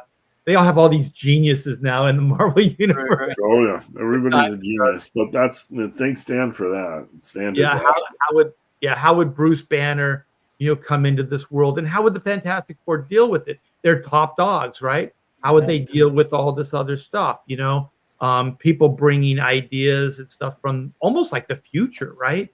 So, like if Tony Stark or even Bruce Banner came to that world, he would be almost like leaps and bounds over, the Fantastic Four. So you have the social thing that's happening, the way it would reflect on the world. So there's a lot of things you could play upon versus doing the same kind of Captain America idea where you have the Fantastic Four coming to our world. You know what I mean? Like you've already played that card, and they did it in Captain Marvel too, right? She was like, from another time, and then did she go back in time? I think she went forward again? Yeah, I forget. Because I remember there's a whole blockbuster thing, like it was the 90s or the 80s or And that something. was Like the first one. That was like how Black Widow, they retroactively Captain Marvel and Black Widow, both of the two female characters, they retroactively fit storylines into the past that weren't current storylines. So yeah, I agree with Randy. Randy says the SF movie needed Blue Bombshell to bring back the male gaze. I agree with that. Yeah, I'm looking at you, Sydney Sweeney. No, good Lord, yeah. There's some perfect casting right there. Yeah, somebody's got to make her one of those like Marvel heroes. She already is a hero in my book. That was a damn it. missed opportunity. Not Catwoman, the Spider-Woman thing was a missed opportunity with her.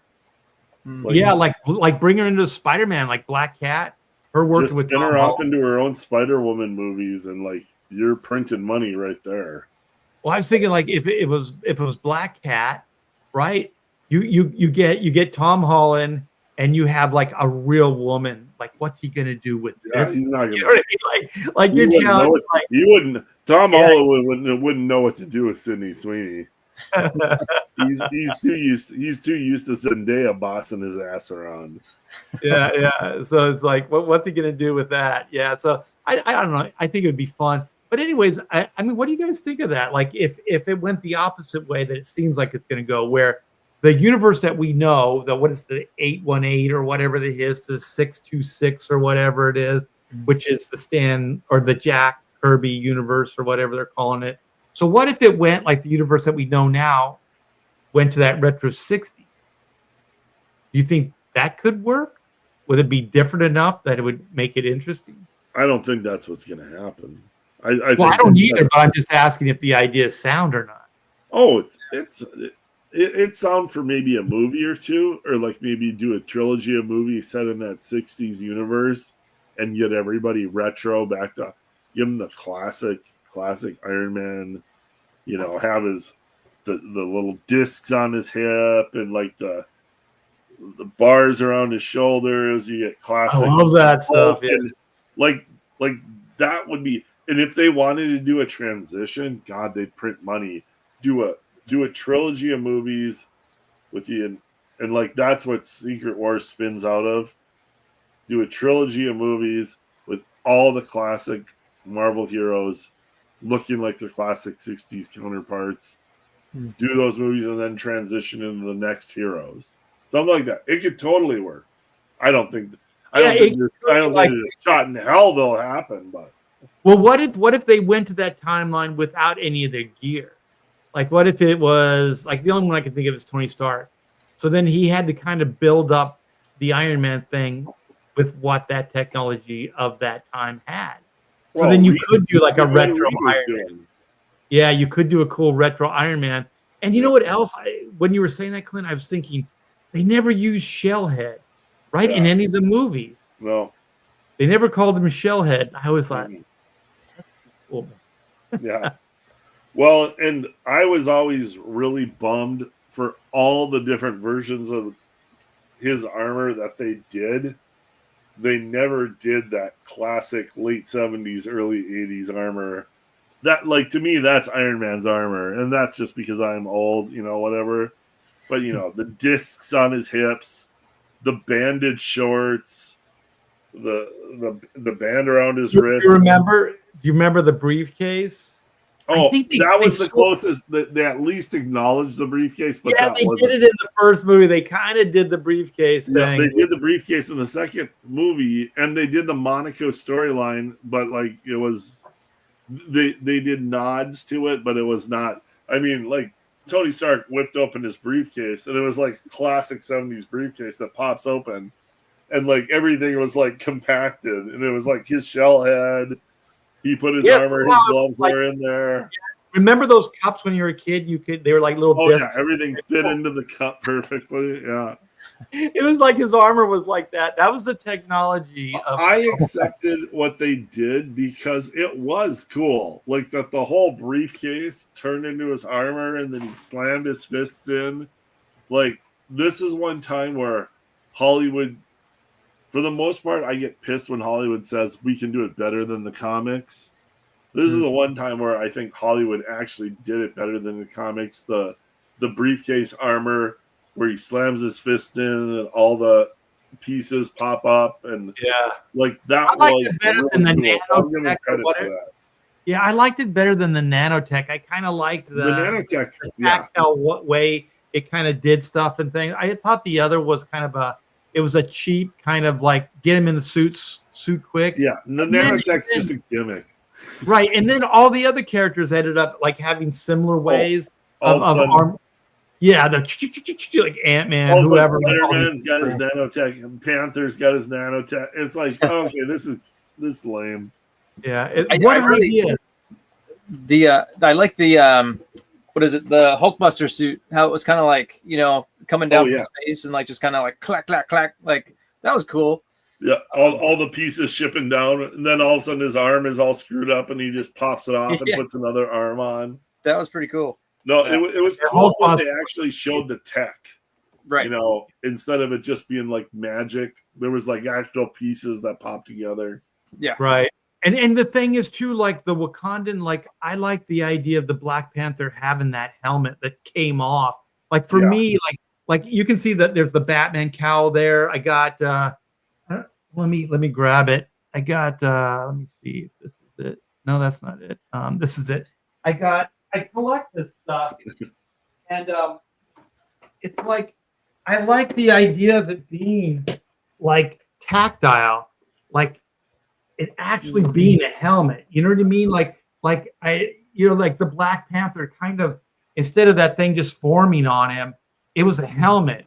And I don't have a problem with like the hero kind of holding the helmet under their arm, like kind of like I rode motorcycles in the day. Like there's something cool about a guy holding motorcycle helmet, kind of thing. And so I always thought of it kind of like that. It never seemed like it was baggage. It always seemed kind of like it was cool to me. And then as a collector, just the idea that you could have like a helmet, like the Black Panther helmet or whatever it was. And then later it was just like, oh, it's magical nanotech. It just forms on them. So also just kind of moving on. How do you guys feel about, okay, we had Colbert. I know there's there's a culture war going on, and this isn't necessarily comic book related, but we're finally winning again. Yeah, it's good, just like culture war oriented. Is like, okay, so Colbert, no matter how they're trying to spin it, it wasn't Trump and it wasn't all this other stuff. It was business. They were losing money annually. the show had basically forgotten about half their audience, and so they went out of business. It happens, right? It's not sad. It's not horrible. It's none of those things. Every TV show we ever liked, guess what? It was canceled. You know what I mean? Like, it's the inevitability of these things. They all go away at some point, right? And all those TV shows were definitely canceled when they were losing $40 million a year. Right. I want to see another show that wasn't canceled when it lost $40 million a year. I saw somebody bring up the point of it's interesting timing where we're about like 3 to 4 to 5 months after everything in USAID getting shut down and all of that taxpayer money getting funneled into things that nobody was keeping track of. And all of a sudden now CBS is realizing, oh, Colbert is losing $40 million a year. I think we're going to have to cancel them. Oh, Stern, who had Biden on and was, telling everybody that voted for Trump that they were scumbags. Oh, his Sirius XM contract is due. It's interesting timing about how all of that stuff is working out. No conspiracy theories, just interesting timing. Right. And when you play, we've said it here, CG forever. When you placate half your audience, that's half your income, right? So CG isn't like exclusionary. It's like these books are made for everybody. You want to come in, back Shadow Sentry, Black and White, Blue Bombshell, Todd's trading cards, and Todd's got a campaign he's going to be, he's working on now. He's going to be launching soon. All these things. There's no real agenda. We just want to make good, comic books and entertain people. Yeah. And these people got into propaganda. They were shills for the government. Don't tell me they weren't. They were. And I mean, the whole vaccine, the lockdowns, all that nonsense. I mean, come on, man. That stuff was sickening. And that was mainstream network. Well, Colbert was. And then, so now like we're supposed to go, oh, well, we didn't see it coming. We saw it coming years and years ago that this was going to happen. Paid off. They were getting paid off by the Democratic Party that was funneling money through USAID into whatever networks, CBS, Sirius XM, all of these channels, all of these people. It's like Stephen Colbert is dancing around as the vaccine needle or whatever. And it's like, first of all, why the hell in the world do you care this much to create this elaborate thing that you're not even sure about? You're just a talk show host. You don't know if the vaccine, it's because he's getting paid. The only reason these people do anything, get up in the morning, is because they're getting paid. It was as obvious as So also, like the Marvel comics, remember they did that propaganda with the Avengers talking to some kid, and his grandfather or something was like, should I get the whatever, the vaccine or whatever? And then the kid's like, you should, Grandpa. And then somehow the little adventure that happens, Grandpa ends up getting the vaccine, and so little Junior is a hero, because he protected Grandpa. And the thing is, that is sickening. Like, you're going after kids, this is indoctrination. Yeah, it is 100%. But anyway, like Stern, I think was yesterday or today, they announced that his radio or his XM show is going away. Same thing as Colbert, just losing money. Like that guy's Oprah's girlfriend on CBS Morning Show or whatever, she's still apparently around. That's the thing, is some of these people, I don't even know they're there anymore. And then you realize they're making like $20 or $30 million a year. And like nobody pays attention. Gail King. Like nobody listens to Stern. Nobody's listened to Stern in like 6-7 years. Yeah. I didn't know Stern was like a big deal on XM anymore. His contract's canceled. Gail King, I didn't know she was on the CBS Monday morning show or whatever. She's making like $20 million a year. Like, she's the next one on the chopping block. So, like, there's Kimmel, and at least what is the other Jimmy Fallon? At least he's kind of shifting. He's going to have Gutfeld on and stuff. So he's Yeah, like, I think Fallon can get through. well, also it's not that expensive of a show. Colbert Yeah. was like, he announces we have 200 employees.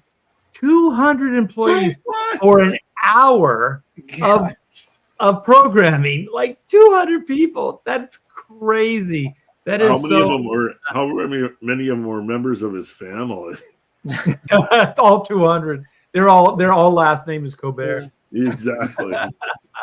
But anyway, I think, there's that. And for me, my theory is that this administration, Donald Trump, has given permission, and I've said it for years, middle America, people in the middle that aren't necessarily left or right, just normal, mom and pop, once they get off the fence, once they see what's going on, that's when woke is gonna die. That's when things are gonna shift, right? So we saw that in the election. Hell, what was it? Not the Mormons. What were the Amish came out in the vote? The Amish had enough. They come out in their wagons and shit and voted for Trump. Like, it's freaking awesome. But anyway, so you have this, right? And so I think it's giving people permission to now just go, enough's enough. So these executives that didn't have anything to negotiate against this woke army, they had no leg to stand on. They would just call them names. If they wanted to even adjust, like Colbert 2 years ago, they've been losing money for years now, but they couldn't say anything because then they would be assassinated. Their character would be destroyed. They would be called all these canceled, all these things. So they just kind of shut their mouth. Even though they're losing money, they shut their mouth. And so now I think it's just like, oh, really? Well, guess what? I can say this now, and I have enough energy behind me that I feel confident that you're not going to cancel. I think that is what's going on personally. Yeah. So you're going to see a lot more of this, I feel. Oh, it's coming. This is just the beginning, and I'm getting my popcorn ready, man. I'm just like, like this is awesome. Colbert. I don't wish ill on anybody, but the thing is, this is common sense. Like when you go, okay, we got a 50-50, right? Left, right, whatever. But we're not gonna do general, audience stuff, like jokes that, like even South Park goes left, right, they go all over the place. Oh yeah. But you can't call them racist, you can't call them all those things because they're equal opportunity, right? Yeah. So if you're a comic and you make fun of everybody, then none of those things stick. But somehow these guys we're going to go one way, and we're going to make fun of this group of people, and that's it. And for some reason, their egos were like, we're not going to lose half our audience. We'll be fine. And in a way, South Park protects CBS from the liberals because they canceled Colbert. Look at the contract that Parker and they stepped up. Yeah. Yeah. Oh, that like 1.5 billion or something. They got a massive contract to keep South Park on is either Peacock or Paramount for the next 5 years. And then they went out and they trashed Trump. They trashed him, but they trashed everybody across the board. So it's like the liberals can't go, you canceled Colbert. It's like, South Park just came out and trashed Trump back and forth, and that's CBS and Paramount. So it's like, if you're funny, you're gonna get the money. If you're gonna just spew propaganda, nobody's around for that. Yeah, I didn't turn against Patton Oswalt until he tweeted out that I should do better and that I'm a Nazi or whatever. Oh, Patton Oswalt went full blown propaganda. I had all of his discs and everything. I thought he was funny, He was funny on King of Queens. Yeah, he's like one of those script doctors. I think he does a lot of like script doctoring and things like that. But he's an uber lefty and a hypocrite. My gosh, he lost his mind. Yeah, he's a big time hypocrite. Yeah, went crazy. But yeah, I think live on one of my live streams, I pretty much snapped all the CDs I had. Yeah, you're not losing much. Yeah. But No, yeah, yes. but to close out, and then we're gonna talk about the campaigns a little bit. But one of you guys, who was it, brought in the green room? I couldn't believe this. Kiss. Oh, let They're- me share this. You can get right from the horse's mouth. I'll share this with you, Art. Here. This is crazy. Like as a fan, like I gotta qualify my Kiss fandom, right? Like Yes. up to Oh boy. you stop it there, Todd. Before up to Dynasty, I was still on board. After Dynasty, I walked away from it. Okay, so I was a Kiss fan up to that, and when I say Kiss fan, I was like a psycho Kiss fan. Okay, so anyway, I'm rooting for this. So here we go. This is Paul Stanley. Yeah, let me. I don't know if I can make it full screen. I'll just play it. That bought Kiss. You sold Kiss? We sold. Gene and I sold. Company that bought Kiss. You sold Kiss? We sold. Gene and I sold Kiss outright, from the logo to the makeup to everything. Publishing? We sold everything. A lot of the big music acts are doing that. You know, outside of Elvis and a few other people, what is there to sell? You're not selling an image. With us, you get to sell a persona. You get to sell something that's been identified for 50 years. So Can I ask how much? $350 million. Did you ever consider selling Bozo? Company that bought Kiss. That face. Oh my God! I love how Paul was like, couldn't wait to tell them. Like sometimes people ask you how much you sold it for, and people are a little weird about telling the money. He asked Paul. Paul's like, $350 million, motherfucker. The thing I like about Kiss and Paul is that they're not pretentious, right? No, not at all. So when Paul's asked about the success and all the money, he goes, "I fucking earned it." Oh yeah. You know what I mean? Like I built something. I'm on the road X amount of days a year. Like I work my ass off for this money. So why should I be ashamed of it? You know what I mean? Like I made this, I built this thing. I'm proud of it. And I'm like, yeah, you don't have to overly flaunt it, but you don't have to like that false. You don't have to be fake ashamed. modesty. Yeah, that fake modesty that Hollywood has. It's like, you know, you have the beautiful model that's like, I never thought of myself as gorgeous. Oh, you know, God, I'm yeah. always the ugly duckling. You know, it's like, fuck you. I saw your high school photos. You were always drop dead gorgeous. Shut up. You know what I mean? Like, don't play this game. We know who you are. You know, you were always treated special because and Gene and Paul always looked at it as a business. Like they were musicians and they were a band, but they also were like, how can we monetize this? We've had success. Like they always were. Like not a lot of people are smart about, especially like creatives aren't always have that mind for the business aspect of it. And then they hire managers, the managers rip them off or whatever. I guarantee you Gene and Paul were their own managers the entire time, but they were also the creatives and they looked after every aspect, merchandising, licensing, all of that stuff.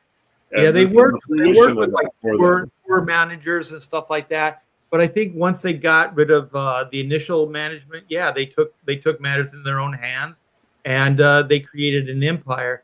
And it's nothing short of miraculous. And the thing is, it's not the end; it's just the beginning. Oh yeah. Because when George Lucas announced before Disney destroyed Star Wars, but when he announced this, it made a ton of sense because Disney has a way of creating timeless things. Well, now we know that, but up to that point of just like almost like timeless, you know, like oh, we're going to bring your stuff into the park, which they had already had a business venture with Star Tours, right? And it was a huge success. So there's no reason for George not to. George worked with them on that Captain EO stuff, you know, like he had ventures with them, so he trusted them. Indiana Jones, that ride there is phenomenal. That's another George Lucas creation. And so, you know, for him getting older, you know, it's like if he could sell it to an entity that's timeless, like Disney past tense when he sold and made the deal was like they could take this IP and they could create it and redo it and go in perpetuity and find new audiences. And then this thing could live beyond George Lucas, right? This is immortality in a way. So this thing just continues, and he doesn't have to fuel the fire. His company doesn't. All those things, it kind of has a life of its own. Good, and we found out, it happened. People he trusted destroyed it, but that could happen too. But in theory, it's not a bad idea, right? So Paul and Gene, they decide to sell Kiss. Well, now all of a sudden they have immortality, right? As long as this company that they sold it to will be good caretakers of it. That's always the question. Will they be good caretakers of the IP? Well, if they are, think about it. Like, my imagination started going crazy. I was like, these guys are in their 80s, whatever. Yeah. They can't do this anymore. I heard Paul Stanley finally come out. He's like, had numerous like knee replacements, hip replacements. Like, he kept it all on the down low, but it's coming out now. I mean, the guy's 80 years old or whatever. Well, right? That's the thing. If you got an IP, like, this is how you want to handle your IP.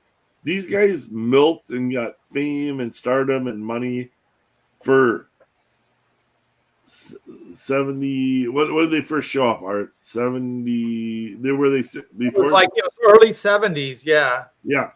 So I think they broke really in like 75. 60 plus years. 60 plus years easily. Yeah. They milked money and fame and everything out of this. And then in their retirement years, what do? They go get a big, giant lump sum of money and sell it to somebody else. Because they don't care. I mean, they want their legacy to go on, but and let's back up to 20 years into their retirement years, they retired. Yes. Right? I mean, they were still milking it. Yeah, most people retire at 65 or something like that, right? And so, yeah, it's incredible. But I started thinking, okay, like, for me, just as a creative person, like, I'm also like music, playing music and writing music, stuff like that. I used to play in bands. It's like, if you think about it, anybody could be Kiss, right? It's behind makeup. So they've already proved, like, they got 2 other people to replace 2 of the members. Some people don't like that idea, but it still worked. So they could get 4 other entities, 4 other talents to put on the makeup. But get this, they could handpick those guys. Like, I would still have incorporated my name as overseer. Like, I still got to make decisions within the Kiss thing. Like, I wouldn't have sold it 100%, but they could hire the best and brightest musicians out there. I always was hoping they'd bring Vinnie Vincent back. How dare you?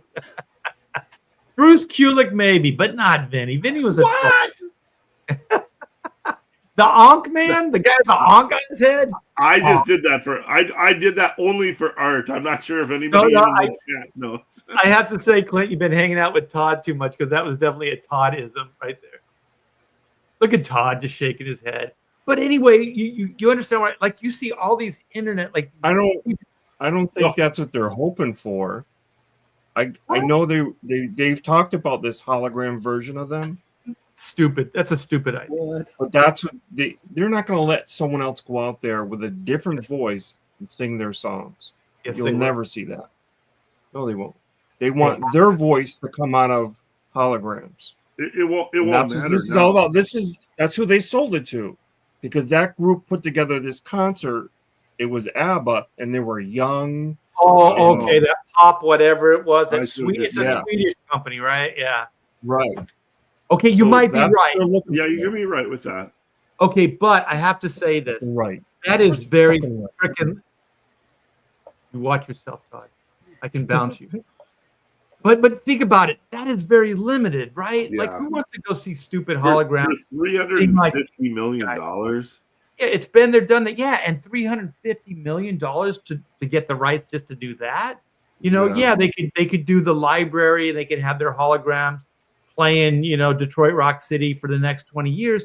But realistically, who wants to see that? That's not that creatively. That's not that interesting. They're gonna want to go any way they can to make money off it. Right. I hear Kiss is still big in Japan. Yeah, everybody, even Eric's big in Japan right there is Ghetto Country is number one. There's this thing that they do at this place called the Sphere. Oh, yeah. yeah. If you, and that's kind of part of this futuristic. They could event type license it thing. out for something like that for sure. You know what I mean? Where it's all over the stadium and it's huge. It's like that show. Remember Beatlemania? I'm an older guy. They had a show called Beatlemania. I think a lot of those musicians from the Romantics, you know, the What I Like About You, that band, they came from that. Yeah. There was a bunch of other musicians that came from that, and it was a traveling show, and it was Beatlemania. That's where that, you know, and they pretended to be the Beatles, you know, and that ran its course. But these are novelty things. These aren't like anything that's going to sustain like for the next, what did Clint say, 60 years. That You're not paying $350 million to create a cover band. No, I don't think so either. So this is creatively. I'm not trying to shit on your point, Todd. Look at he's crying right now. I'm not trying to.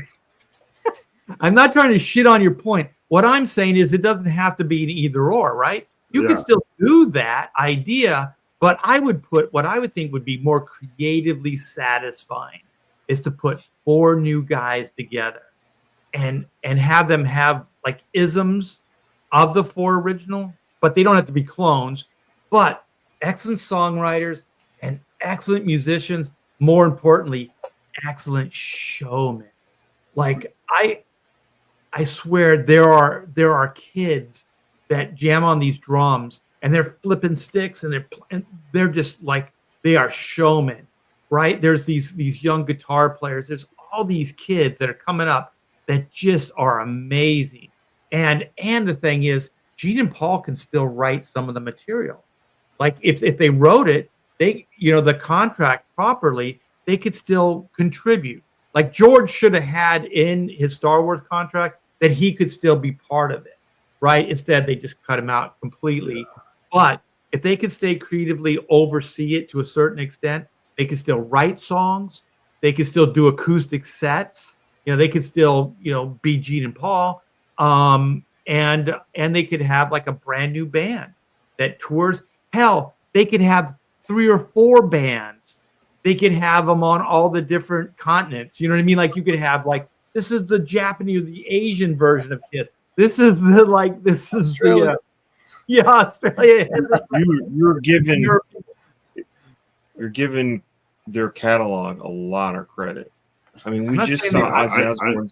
I don't know. They might be able to come out all 4 of them in a wheelchair, but I don't know that they need Gene and Paul to write like a new Lick It Up or anything. Yeah, they're not going to go out there. They're done. But a new band, you know, with all the Kiss stuff, they can. That I can see. Yeah, Art still wants to join. That's what he's looking for. He's looking for the call. One last chance to be the drummer of Kiss. Put me in, coach. Yeah, but if you no. You know, I'd do it in a heartbeat. Shave your beard off. No, I'd be like Cesar Romero, like in the Joker. I just put the white makeup over my beard. Yes, there you go. There you go. I would not be the star child. I always thought he was the gayest of the 3. Even though he was supposed to be cosmic, but then you got Ace Frehley, who's the cosmic guy, right? It gets confusing. It gets weird, man. But anyway, like a living, breathing comic book, which is Kiss. It was perfect growing up in the 70s. The Marvel Kiss comic book was perfect. So I continued success for those guys.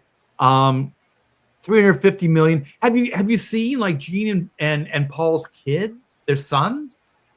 I've seen Gene's kid. He looks just like him, but it's right. They're making music, and they're way better than their dad. Oh, they have great singing voices. They sing like acoustic a cappella stuff. Yeah, look it up. They're really, really good. It's just kind of like they'll be hard pressed to ever catch the magic that those guys caught, though. I mean, that's I don't kind even of a think once in a they're lifetime trying. lottery ticket winner.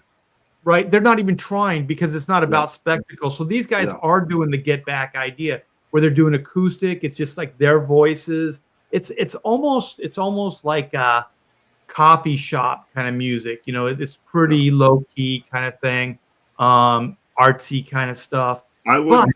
It's really I good. wouldn't be. Oh, sorry, Art. I wouldn't be surprised if Gene held on to it for this long to see if his kid wanted to try and take it over. It still might happen, but those guys are pretty good. I can't see those two putting on makeup and doing what their dads did. I mean, that would be like the equivalent of the Three Stooges kids. Yeah. Like you know, like Mo was my dad. I'm going to be the next Mo. Yeah. They're just not going to do it. You know, it's like they've kind of moved on. It was a product of the time, but anyway, man, hats off to those guys. I'm looking forward to what they do next. And I was just going to bring up as like a parting shot, because I know Eric is like bored with all this music talk, but there's a band called Mammoth, and it's Eddie Van Halen's son, Wolfgang. Have you guys heard this band? No. Type it in, check it out. Mammoth. It's called Mammoth, and Mammoth was Van Halen's name when they were in the Garage Days. Oh. So it's basically Van Halen. So it's like a tribute to his dad. But this kid, it's like Foo Fighters meets Van Halen. Like it's got some shreddy things. It's got some more like ambitious musical stuff like Van Halen would do. But the songs are real solid, like Foo Fighters, right? Good Foo Fighters stuff. And the first album, that Wolfgang played all the instruments. Like he did, just like what's his name from Foo Fighters? What's David Grohl? Like he did everything, drums, everything. So this guy is a musician's musician. And you guys check it out. That's my parting shot. Mammoth. It's really good. And he sings lead. He's also the lead singer. So he's the guitar player, shredder, and singer. It's really, really good. So, you know, you can, legacy-wise, you know, he reinvented the Van Halen thing, and he's moving forward with it, and it's really good. So that can happen. Oh, wait, listen. Bretsky the Great says, listen to the end from Mammoth. Yeah, you guys, check that out. Great Van Halen guitar work. Okay, you guys. Well, we have been so fortunate to have Eric Ninaltowski on. We should try to do this some more, Eric, if you weren't completely bored with us. But thanks for shedding some light on the whole situation. I know people, with the Rob Liefeld contest and all that, had speculation on different things. So it's nice to hear it from the source, what really happened. But also, hit your Shadow Sentry. I know you have 2 issues out that are on your website, right? So I have 3 actually. So I did 2 in the regular series, and then I went back and I did the Origins book. So the Origins book, I think I fulfilled last year, and that was Clayton Barton helped me out on breakdowns and layouts. Oh, he's good. Yeah. Oh yeah, he's awesome. So I finished and inked it, and then I did the Commander Noble story. So it's kind of like 2 stories in one. And so that's the Origins book, but I do have book 1 and 2 out.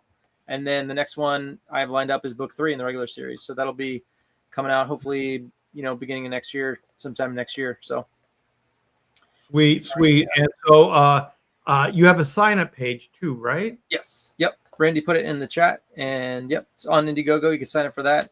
And then on my website is where you'll find the other books.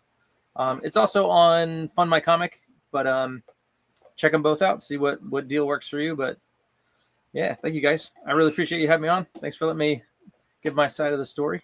Appreciate it. No problem. And you go back, quite a ways. So it was fun to kind of recap and just touch base and go back in time a little bit. I do remember that Comic-Con Revolution. It was a good time. Yeah. It was good to have a brother, like when you're at those cons, like just to get up to use the restroom, you feel like you can't because somebody's going to swipe all your stuff off your table, right? So it was nice that we had like, hey, I'll watch your table. Go ahead, go eat, whatever. And so it was a good time. I think you did really well too. You were selling prints left and right. So it was a good show. I like that show. I like the people that run it as well. So Clint, you have a campaign going on right now. Well, you have 2, right? Yeah, I do. Let me share it quick here. I kind of forgot to pull it up, but I got it handy. Well, you've been sick, so we'll forgive you, right, Todd? Yeah. Right. Todd, Did you hear that? Todd That was doesn't let anything slide. No, that was basically Todd giving you the middle finger. So there, I shared it to you, Art.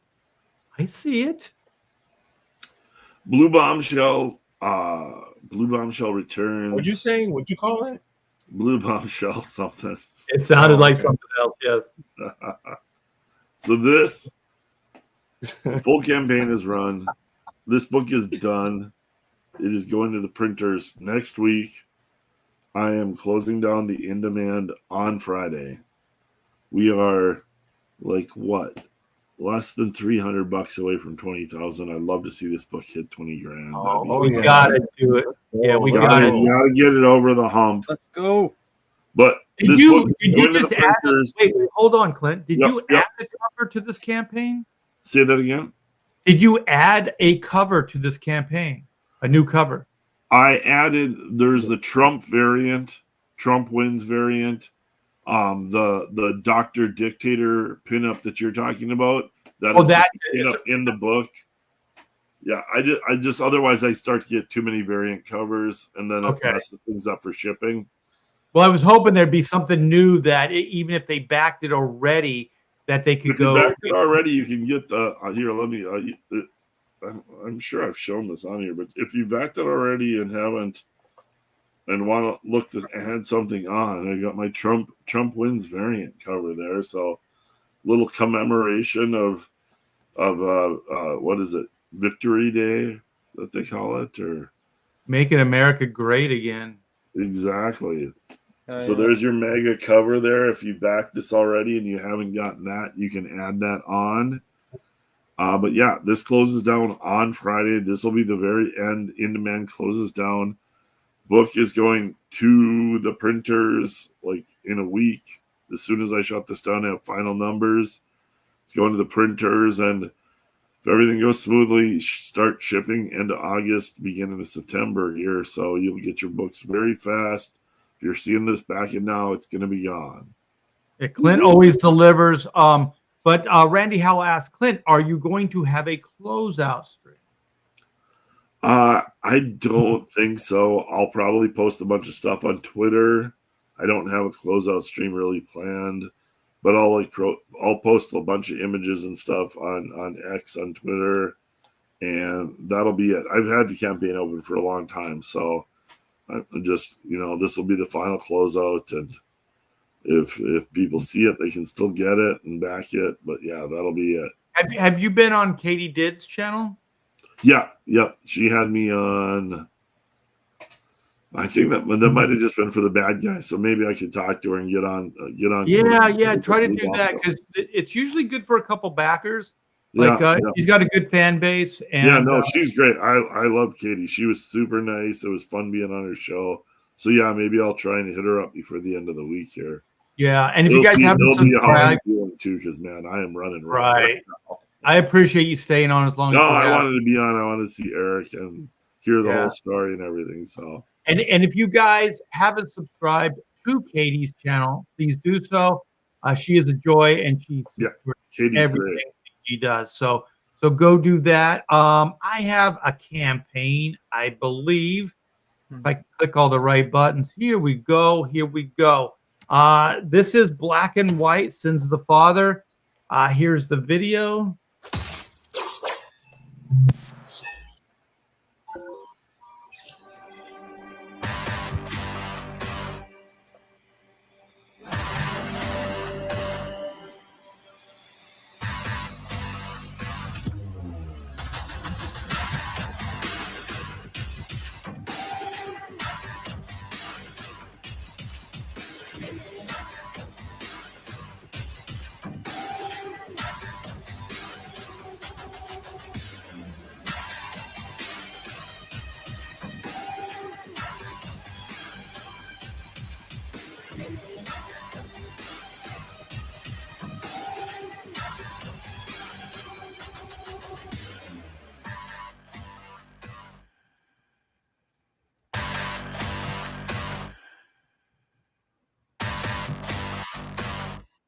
Yeah, you guys, 30 years ago, Black and White was born, Image Comics.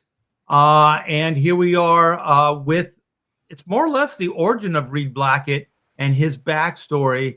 So we're going to get into the MI10 and the British Secret Service and all that, that kind of James Bondian stuff in this, alongside all the great like robot battles and supernatural things going on. So we're at 36,495. So we're closing in on 40K. 40K gets you your next stretch goal. So let's keep the backing coming. And thanks to everybody that has supported so far. Let's keep this thing going. So here's the main cover right here. Here's some of the interiors. We have 2 books in this campaign. We have High Octane done by Pedro Eng. And of course, there's 4 covers, 4 amazing covers. So the AB cover done by me and Kyle Ritter. We got Carlo Barberi, my brother from another mother. Worked with him numerous times for Marvel and DC. I think he's now the Spawn artist. He is really, really good. So somehow he agreed. I tricked him. I got him drunk, and he said yes to this cover. And so so he did this. I got to ink him again, which was a joy. And then, of course, the great John Malin with the D cover. So we have all that stuff, you guys. I'm working on some T-shirts. So I've been teasing them on X and Facebook. So if you want, go check those out. I have a designer. He does rock and roll T-shirts, and out of the blue, he contacted me. I think he was like, you know, Art, I think we could make these T-shirts better. So he's doing some redesigns for me, and the stuff I've seen so far are freaking killer. So we may be adding some not trading cards, but T-shirts to this campaign, you guys. So once again, thank you so much for supporting and making it the hit that it is. And also, I have one more thing to share. Wait, how did that get? Wait a minute. It will not be denied. Your campaign will not be denied, Clint. Here we go. No, that's not it either. Boom. They changed all the icons like on the bottom of the screen. So I'm like, what the hell am I doing? What am I clicking? I think I got this one right. All right, you guys. We are halfway through the pages on Black and White Sins of the Father. So here's some of the newer pages that I've been working on. And it's starting to heat up. This is a bit of a future tense story. So there's more futuristic buildings, cars, things like that. The world has robots. Robots exist in this world. They live alongside humans. So we can see Reed Blackett, aka Black, springing into action here, saving this poor guy that just got whacked by this car. And here's a page just before, so I'm showing it out of order. But this happened just before that guy got whacked by that car. So I usually don't like stuff that I've done, but I really like this page. This thing came out so good. And there's a bunch of little Easter eggs too. So there's like the Bros store, which is the Bros show I do. There's the HS, a logo. There's Inco over here in the corner. Inco. Yeah. And so all kinds of cool stuff in this book. So yeah, you guys, I'm killing myself on this book. I hope it's showing. I'm having the time of my life drawing this stuff and bringing this to life. Any chance to work on these characters is a joy, and it's all because of your backing, all because of your support. And without that, I could not do any of these things. So I really do appreciate it. I never ever take it for granted. I know you guys have a lot of places that you can put your money. So every dime, every support, that I get, I really, really do appreciate it. So thanks again. I know times are tough, but we got a couple campaigns that need some support, and Clint's closing down this Friday. So he is a stone's throw away from 20K. And of course, we got to get Eric something. Otherwise, he's never going to come on this show again. So you guys support Eric and Todd. We can ignore Todd like the old. Wait, I'm gonna be coloring this Oh, tomorrow. look at Wait, whoa! What's this? What's this? Todd's always holding out. I know. Look at Wow. that. That's a trading beauty. card. So that the background there, the Phoenix entity, that's all acrylic. Oh wow. Nice. There's like 3 different shades. I don't know if you can really see them. Do that Yeah. with marker or is that It's acrylic like pens. okay? Nice. Yeah. Yeah, that Todd's looks not awesome. messing around with these things. I saw on Facebook. So much you detail. posted- Yeah, you posted a bunch of these things. There's a lot of work. These are trading cards, you guys. These things are that big. I'll show you. I got Todd's- the this one was purchased, but I haven't sent it out yet. Hold on. I saw the rogue. I think there was a rogue in there, and man, nice camel toe. Todd's getting crazy. Yeah. What is her name? Enchantress. Enchantress. Yeah, Enchantress. that is gorgeous. Yeah. God damn, the color. I mean, the drawing is awesome alone, and the coloring is freaking insane. You know what? I'm a sucker for the upshots like that. You know what I'm talking about. That is fantastic, Right. Todd. Yeah, but that's not that Thank easy to do to make it look right. Because there's a lot of foreshortening going on. Todd, let me Yeah. know before you launch your book, just so we can talk over some stuff. You don't have to Yeah. listen to me. I want to Yeah. give you advice, and you don't have to listen to me. Yeah, because But we there's had something somebody that's else. good. Yeah, we had somebody else on this show that didn't take any advice.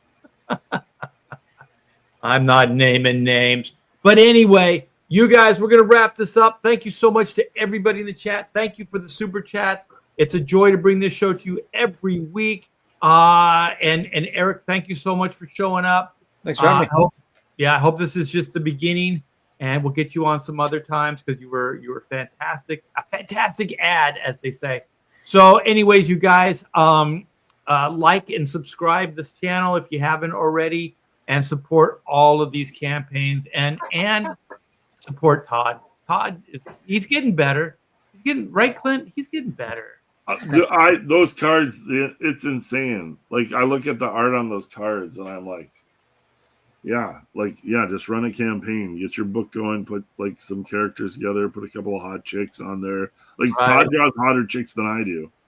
Yeah, and look Like at how look at that enchantress. Look at the rogue that he Thank posted. you. Those are hotter chicks than I'm drawing right now. but look at how photogenic Todd is. Look at how photogenic he is. Like the chicks dig him. No, that art's gorgeous, man. Yeah, it is, Hey, Eric, man. I wanted to say thanks for joining us. I hope you'll join us some more because your art is fantastic. Oh yeah. Thank you, man. And the person that colored this knocked it out of the park. So don't let this be like a thing that you got more fans out of this than you can imagine. A lot of people came to your page. So Yeah. I hope you'll join us Awesome. more, and we hope we can help you with what you're doing. Thank you. I appreciate that. Yeah. Absolutely. All right, you guys. Well, we'll see you next week. Take care. Have a great weekend.